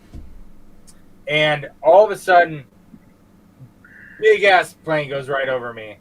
And I did not hear it coming. Now, usually, I hear shit coming because I'm very situationally aware. But the A-10 flies so smooth. And he did a flyover on us because he was providing overhead support or whatever for us. And he did a flyover on us just like a high five, what's up, because something just happened. And so he did a flyover on us, and he flew down pretty low to the deck and buzzed our convoy. And it was so fucking cool to see that thing fly right over us. Was his name Bert? Bert. Also, Larry, do not get me started on the 2A violations that happened during Katrina. I'm just tripping on that ketchup on a corn dog. Nope. Yeah, Sean is a broken toy. Oh, and was it your first choice? Sriracha, okay. Okay, so you said, was it your first joint for Kaz? I just assumed Joint Task Force. I So totally what- thought you were saying like Joint Task Force. All right, Mark, can I Choice not joint. can I ask you a question? When you hear an 810 go off, does it actually sound like an eagle screeching in freedom? Like, I can't do the eagle sound. Is it like just hearing like salvation in the thick of it? It's pretty close. No, the one that I would say sounds more like that is the what's it called? The phalanx. Those are mounted on ship mounted. Well, no, there's a couple times I was on a base that whenever they got incoming rocket attacks, this automatic like crazy rounds per second machine would shoot the rocket out of the sky. It looks like R2D2 with a heart on. 3,000 rounds per minute. Yeah, I've had too much to drink. Great descriptor there, Troy. So if you think about an automatic weapon system that can shoot a ridiculous amount of rounds per minute, to where when a rocket is incoming to your base because some dirtbag wearing a dress and flip-flops has a rocket launcher and fucking shoots it at you, and this system can shoot that thing out of the air like it's in a comic book. It does because it shoots so many rounds per minute. Oh, yeah. It has a higher pitch thing than the bird of an A-10. Absolutely amazing. Right, but the A-10 is literally shooting depleted uranium at them. So is the phalanx, by the way. Oh, is it real? It's depleted uranium also? Yes, it is. Oh wow! All right. I mean that is a great sound, but what is it? What is shot out of the side of a C-130? The Angel, is it 20 mil? Army military guys. What's shot out of the side of a C-130? Is it 20 millimeter? What's up, buddy? Max. C-130? No, yeah, C-130. Is it 20 mil rounds? I've only ever ridden in one. I've never reloaded one. Anybody? Come on, somebody has to know this. Wait! I missed it. I was reading comments, doing stuff. I feel like it's 20 millimeter rounds that are shot out of a C-130. The side guns. So they've got 105 millimeter howitzer. Oh well, that's the big dick gun right there. Then they've got 25, 30, and 40 millimeter cannons. Yeah, I thought and then 7.62 miniguns. On a what, C-130? Mm-hmm. Yeah. Fuck. The C-130 equipped as the Angel of Death. Yeah, I mean the 100 mil. That's not a regular transport C-130. I was gonna say I rode in one that didn't have all that. The 100 mil is like legit freedom. That's just the boom, boom, boom. That's welcome to hell, motherfuckers. You don't want to get hit by that. Yeah, while J-Max is eating, I assume, Vienna sausages. You're right. They are Vienna sausages. He's already in hell. He's in hell right now. He's taking himself there. They have surface mounted chance. Yeah, that's what I'm saying. Is that there was a couple bases that I was on when I was like in transit to go on leave or something, and I was on a base that had one to where when we got incoming rocket attacks on those bigger bases, that shit would just get shot out of the sky by those. Jay, for some reason, I thought you were Army. Were you Air Force? No, Army. C-130 is Army. Oh, well, okay, yeah, fair enough. Jay. Yeah, cheers, buddy. Either way, even though you're eating basically dog water, but whatever. I've been on the phone with a good Army buddy for the last 3 hours. So. Oh, nice. There you go. Hey, man, that's a good thing. If you need to talk, that's the thing you do. That's right. That's what we do. 100%. We gotta get you some better snacks though, Jay. Like I can't even watch you eat them. It's. I'll help you out. Hold on. There you go. He's gonna get the fucking knife out and spear him. That's what he's gonna do. Oh, goodness. No, we need Mac. There we go. There's the knife for spearing the Viennas, and he's gonna suck him off the end of the knife. Sean knows all about I to this day have still never had a Vienna sausage. You don't want to. It's not. It will not make your life better. I can promise you that. You're missing out, Ben. Well, I mean, just picture. I'll eat them with you. Just picture it. I mean, it's real simple, Ben. Just picture the worst hot dog you've ever had, cut up, and then soaked in water, and then you've had a Vienna sausage. No, this is salty ass water. Okay, I'm sorry. So salty water. So sorry. Remember, we're here about other things. I apologize. I apologize. No, I thought that was a hilarious conversation. I was enjoying Jay distracted me with his Vienna sausages. My apologies. Phrasing. Hey Ben, that's not what she said. I'm so done. True. All right, so with current, what's going on in the world right now? Military news. I've talked to you guys a little bit about what's going on with me and my work situation. Both of the unit that I work with on in the reserves and the unit I work with as a DoD civilian.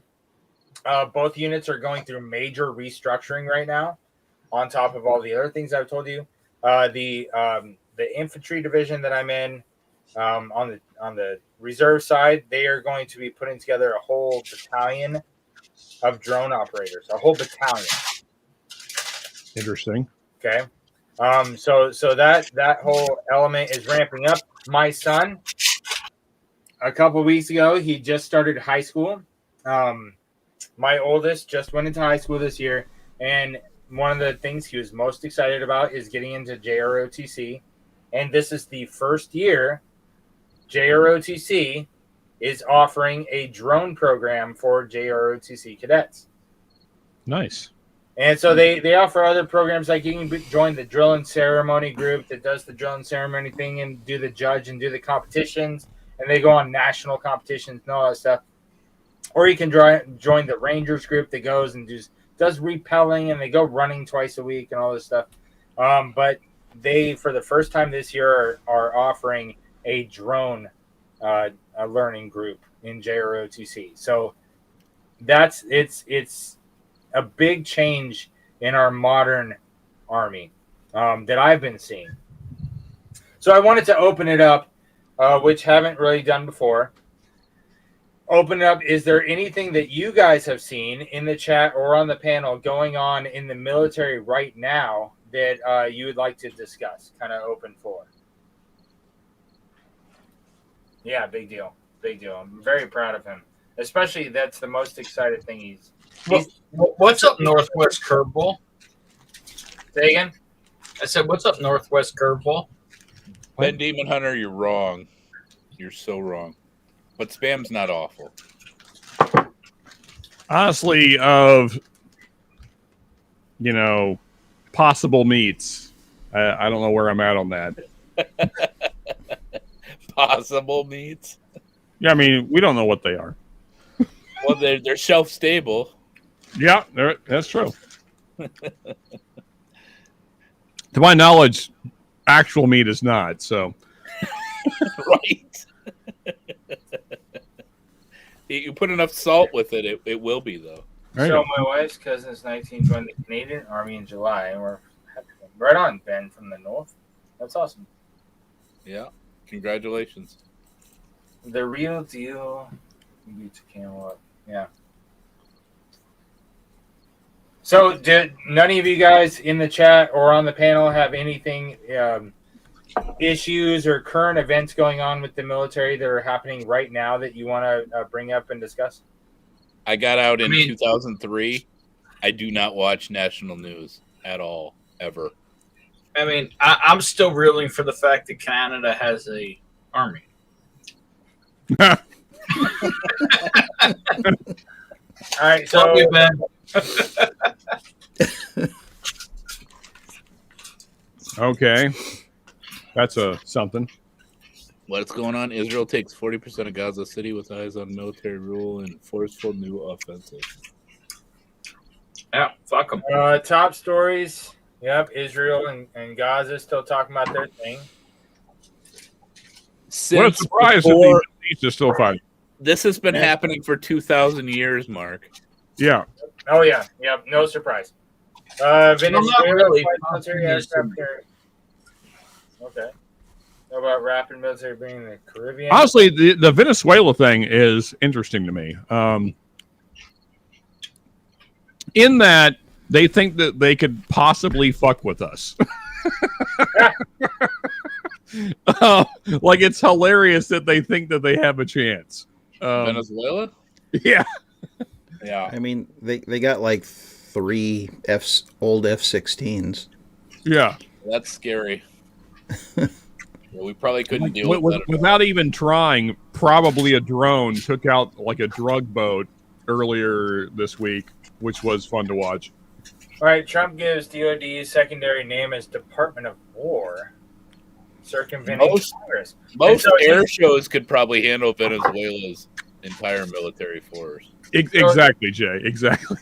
So since Congress has oversight on Department of Defense, it's alleging here that he's creating a Department of War that circumvents Congress.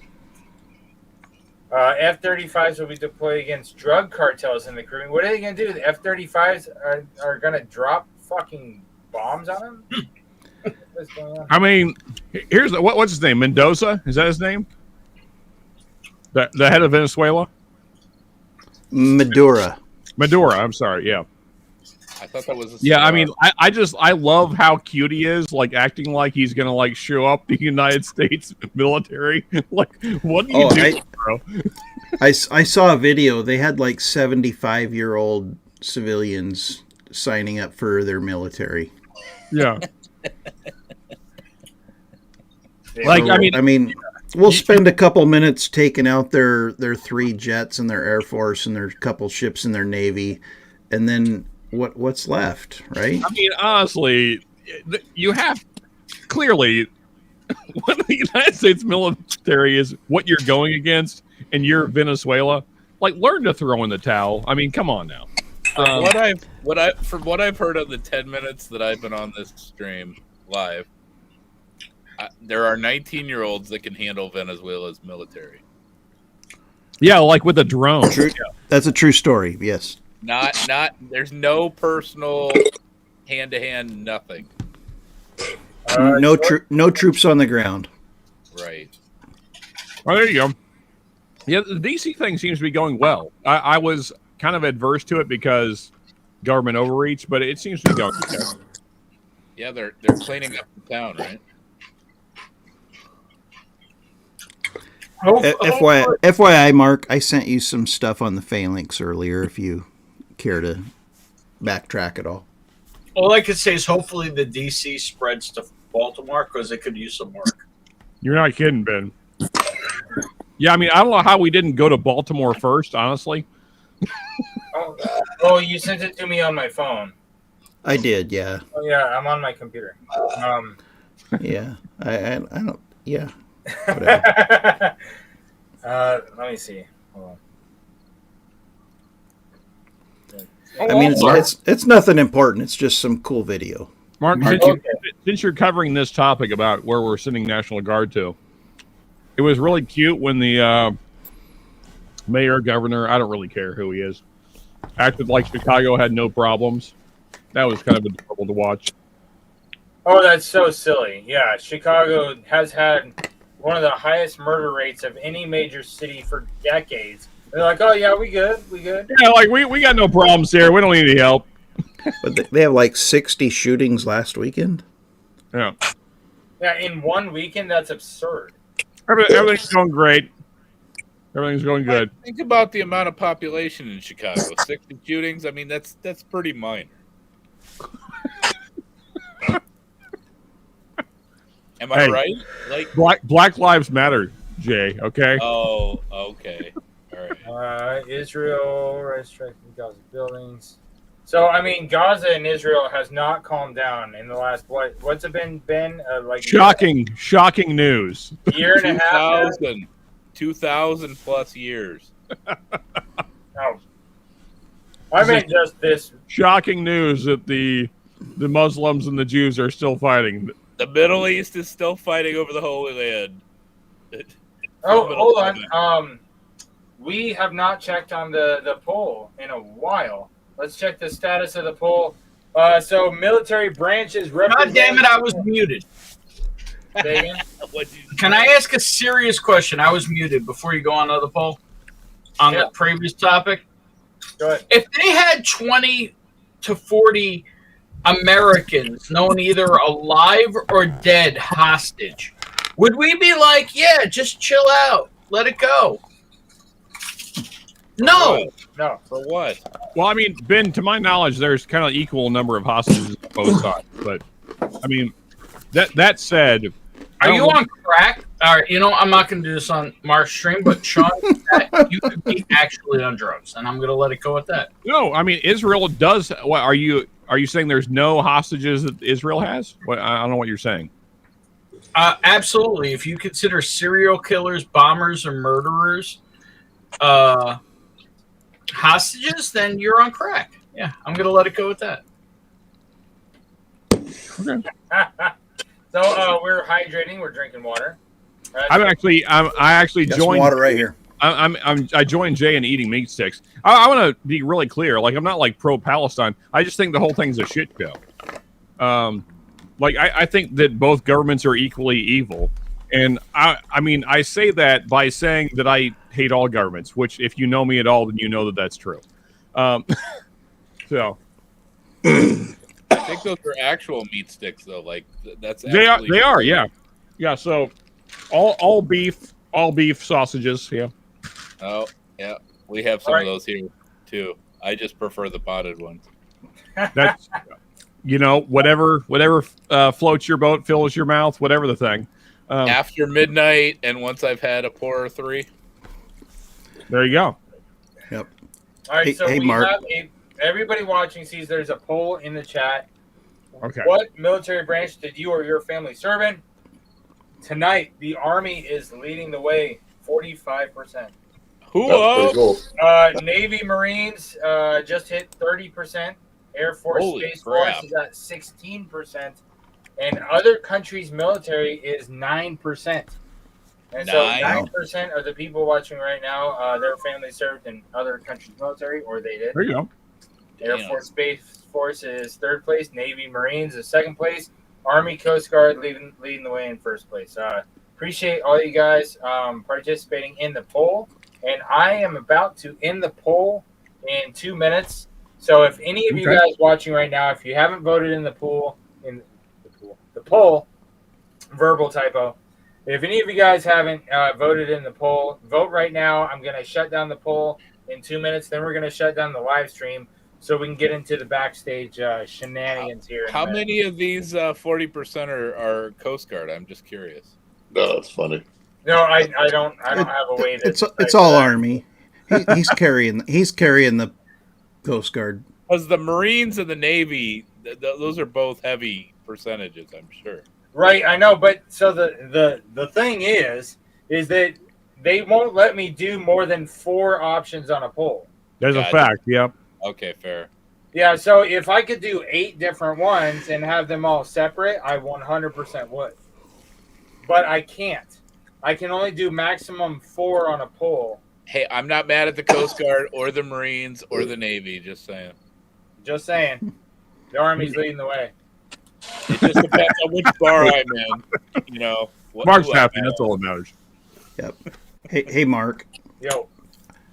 I got to scoot out of here, but I just want to say before I go, looking forward to our bottling and labeling experience, 23rd. And I'm heading up to see Lee next week, either Tuesday or Wednesday. If you're interested, let me know. I'm definitely interested. He has something for me. Yep, I'll pick you up along the way. Roger. Love you, brother. Ben, Sean, Dennis, J-Max, Z-Man. Hey, yeah, See Troy. You guys. Good night, Troy. Yeah, appreciate you, Troy. Troy. Weekend. Yeah, Troy. Have a good night, buddy. See y'all, Cheers, man. Which Lee? I'm just Cheers, curious. Troy. The Bourbon Baller. Baller. Okay, I was like Bourbon Hunter Lee because he's not that far from me. Oh. I'm gonna go put my meat sticks away. Please do. And for that, we thank you. That sounds dangerous. Phrasing is not a thing. Okay, I'm closing down the poll. You guys are going to see it in the chat. Army's ending it for 45% on the lead, with Navy Marines behind them at 30%. Ending poll. All right, so the last topic that we hit on these Veterans Whiskey live streams is in traditional military fashion. We're going to do an after-action review. We're going to talk about what happened and what we want to see duplicated next time and what we want to see done better next time. And so what was supposed to happen is we were supposed to get together Veterans Whiskey Club live stream as a brand ambassador for Warriors and Whiskey. I'm offering all you guys across the planet to come together and drink whiskey with other veterans and talk about military issues, military history, military stories. Just sit down and BS with some guys drinking some whiskey and not have to drive anywhere. You don't have to drink and drive. You don't have to worry about, and you don't have to drink alone. That's the bottom line. We're sitting, enjoying each other's company, telling stories and whatnot. Fucking cheers to that, buddy. And so in that, for the Veterans Whiskey live stream, a lot of veterans have a very structured lifestyle where they miss that structure that they had in the military. That's why I do it in this kind of structured session, so you can know what to expect and experience that that homage to our military history. I am 22 years out of the military. I still miss that structure. Right? That's what I'm talking. That's why I do this every month, first Saturday of the month. Have it as a structured session where we go through. We talk about a new veteran whiskey of the month. I am on what is this? This is the 29th episode of Veterans Whiskey Club, and I've done a different bottle of veteran-owned whiskey every time. Cold Zero, is there Nice. alcohol in that? Very nice. Very nice, Mark. Bravo, sir. That's awesome. Is that the alcohol-free one? No, No. this is 115 proof. Oh, nice. No, J-Max, that is contract distilled at Cedar Ridge. Yes. What is? Oh, this That one? is good shit. Cold Zero. Yeah, it's good stuff. Really? Yeah, and so learn more about Cold Zero. Go on my channel. Look at the playlist. Go to playlist. Go to Distiller's Perspective. I interviewed Cold Zero a few months back. It was freaking awesome. Great stories. That beer right there is Agent Orange, the mash and drum pick. Nice. That came out this year from Cedar Ridge.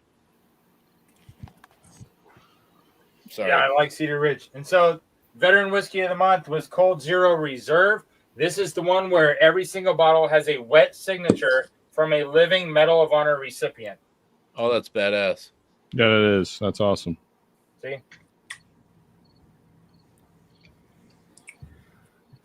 We talked about honoring the fallen. We got some great people that we raised a glass to remember their memory.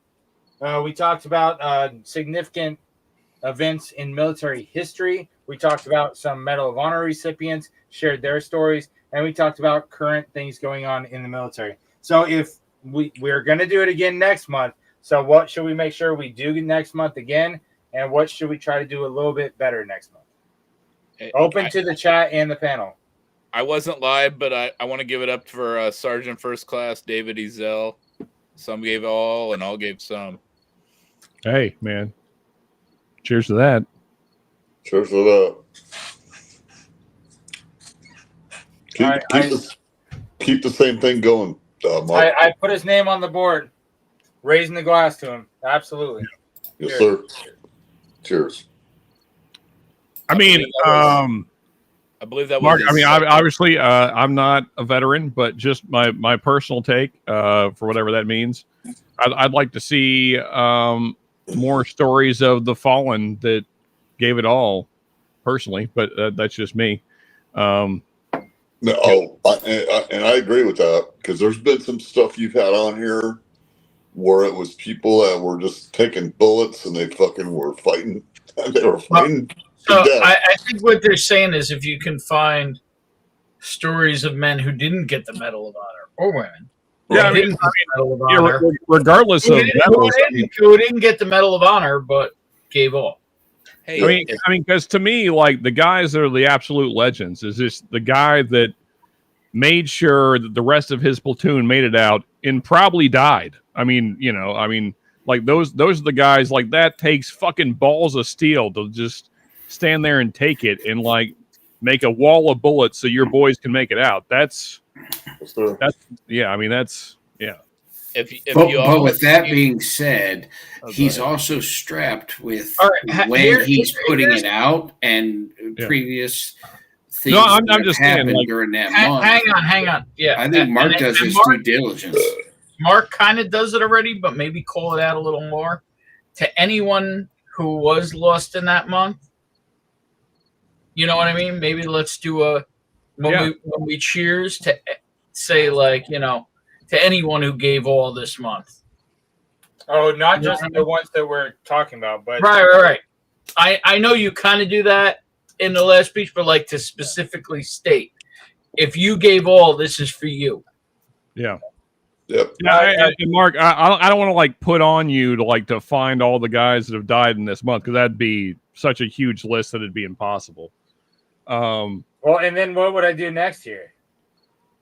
Well, I don't think that the year matters. I mean, if you gave it all, I'm saying that every year, like, now I've done this for 29 episodes now, so this is my 3rd September. You know what I mean? Yeah. Like, and so finding a new Medal of Honor recipient that did actions in the month of September is a fun challenge for me and a fun thing to share with you guys. For sure. No, I'm going to be clear. I love that part, Mark. So I'm not saying don't change that. That's great. So, what we're saying is if you find a cool story about someone and it happened in the month, it doesn't have to be a Medal of Honor. If they rocked out and took care of business. Well, that's the thing, Ben, is that I'm just doing Medal of Honor recipients and finding enough each month to find every major war of people we haven't heard of. And because there's so many people whose stories aren't getting told. And so maybe in 5 years from now, when I've gone through all the Medal of Honor recipients from that month, then we'll start talking about people that got a Silver Star or something. But okay. Yeah, sure. Yeah. Okay. J-Max, I really feel like you were going to say something and got bulldozed. If you've seen The Hurt Locker, yeah, you know exactly at the opening scene, that's exactly what happened to my buddy. Oh. Like we served together for over a year in Colorado Springs, and then he went EOD from there. And we spoke, like we spoke after I got out, and he was like the most recent thing he had done when we spoke on the phone was he had gone through a hotel for the vice president or something like that. And, I mean, he spoke highly of his unit. He was happy with what he was doing. He was remarried. He had a young 2-year-old son when he expired. And, like, my heart just goes out to all of them. His mother reached out to me after I I sent something in privately to the curator for the cemetery where he's buried, and he posted it online, and his mother actually reached out to me, and it was very powerful. And it was years after I posted, and that's you know, awesome. like I'm glad she reached out to you. He was probably one of the smartest dudes I ever ran into in the military. He welcomed me like family at a time when, you know, I had left everything I knew, and, you know, I've been probably 6 months without being, you know, around family consistently. I'd gone home for visits. I'd done recruiting from home and whatnot, but like, you know, anybody that served knows what it's like to be somewhere you've never been before, and you don't really know anybody, and you're trying to just find your way. And he was the most welcoming, and, you know, like it's just really sad to me. And, you know, like I've been trying for years to figure out what I could do to honor his legacy, because he was a great dude, and he didn't deserve what happened to him, you know. And he did it so that nobody else had to, you know what I mean? Yes, I do know exactly what you mean. I had a good friend of mine that went the same way. He was the first squad leader when I was second squad leader, and he went to check something out because he didn't want to send one of his guys to check it out and have something happen to him. So he went in to check it out himself, and he got blown in half and didn't make it home. And in the like after action review type thing of that incident we talked about, it was like he should have directed somebody else to do it, because if that squad loses one of their privates, it sucks. But if that squad loses their squad leader, they're almost ineffective, because he's the one with all the experience and stuff. And not only that, he was my best friend in that deployment, because I was second squad leader. And so we were always together. And so when his anniversary date comes up in May, that one's a hard hitter for me to talk about. But yeah, I hear what you're saying. It's the same kind of thing where, well, you know, when Jeremy Renner had to come in to fill the hole, right? Yeah. I mean, that's exactly the same situation. Yeah. Mark, can I ask you a question? Go ahead. Because I noticed it this month. Is this the 1 month you didn't? I mean, because you've lost a lot of buddies and a lot of compatriots and a lot of combat buddies, but is September like the 1 month you didn't? No, I had two. My buddy Reyes, who was on his motorcycle and got killed by a drunk driver. Yeah, he mentioned them, Ben. And my bad. Then it's just the liquor, and I missed. My brain missed it, and I'm sorry. That's all. Because like I was literally sitting there thinking, like, did I miss it? No, like, did Mark actually have a clear month? And I was no. Like, there is. I don't remember which month it is. There is 1 month of the year that we've hit on these monthly things. There is 1 month of the year that I don't have anybody that right, well, I was hoping there was more than one.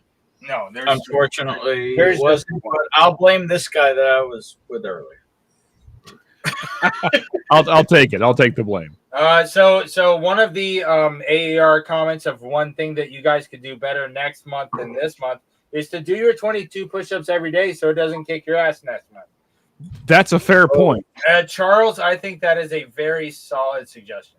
I should probably do other things in my life that would make me healthier. But for a quick plug, we should also choose a whiskey of the month for vets. That's what I do. That's a veteran whiskey of the month. Yeah, he does that. 100%. No, he's talking about like, yeah, I mean he does, but great show, fantastic tribute. Thank you, CJP. So I'm not seeing any tribute you want to do. It's more than anybody. Thanks, man. So on After Action Review, appreciate your guys' comments. We are going to close out with taps as usual. You always got to close out with taps. For the last few months in a row, I showed the video that I personally, when I went to the Tomb of the Unknown Soldier, when I went to Washington, D.C. for the parade. But like I said last month, that video has a lot of like background noise, a lot of airplanes going on. Like I was standing there in the crowd while they were playing taps at Tomb of the Unknown Soldier. I played that the last 3 months in a row, And so I'm going to take a break and play my favorite Taps video tonight. But I want to let you guys know that I appreciate all you guys being here. Anybody still watching us live, if you want to join in the backstage for some backstage shenanigans. And if you don't know about Cold Zero, check out the video description. It has their Instagram page that's free to follow, their website, which you can order some of their whiskey. And if you go to the playlist of the Distiller's Perspective, you can find when I had them on for an interview. Great guys, Casey and Chad. Had a great conversation with them. The interview is definitely worth a rewatch. But raise this glass. Cheers to you guys. Thank you for being here. Cheers. All you. Taps and close out with that. Good night, all. Thanks, Mark. Good night, guys. Cheers, Cheers everybody.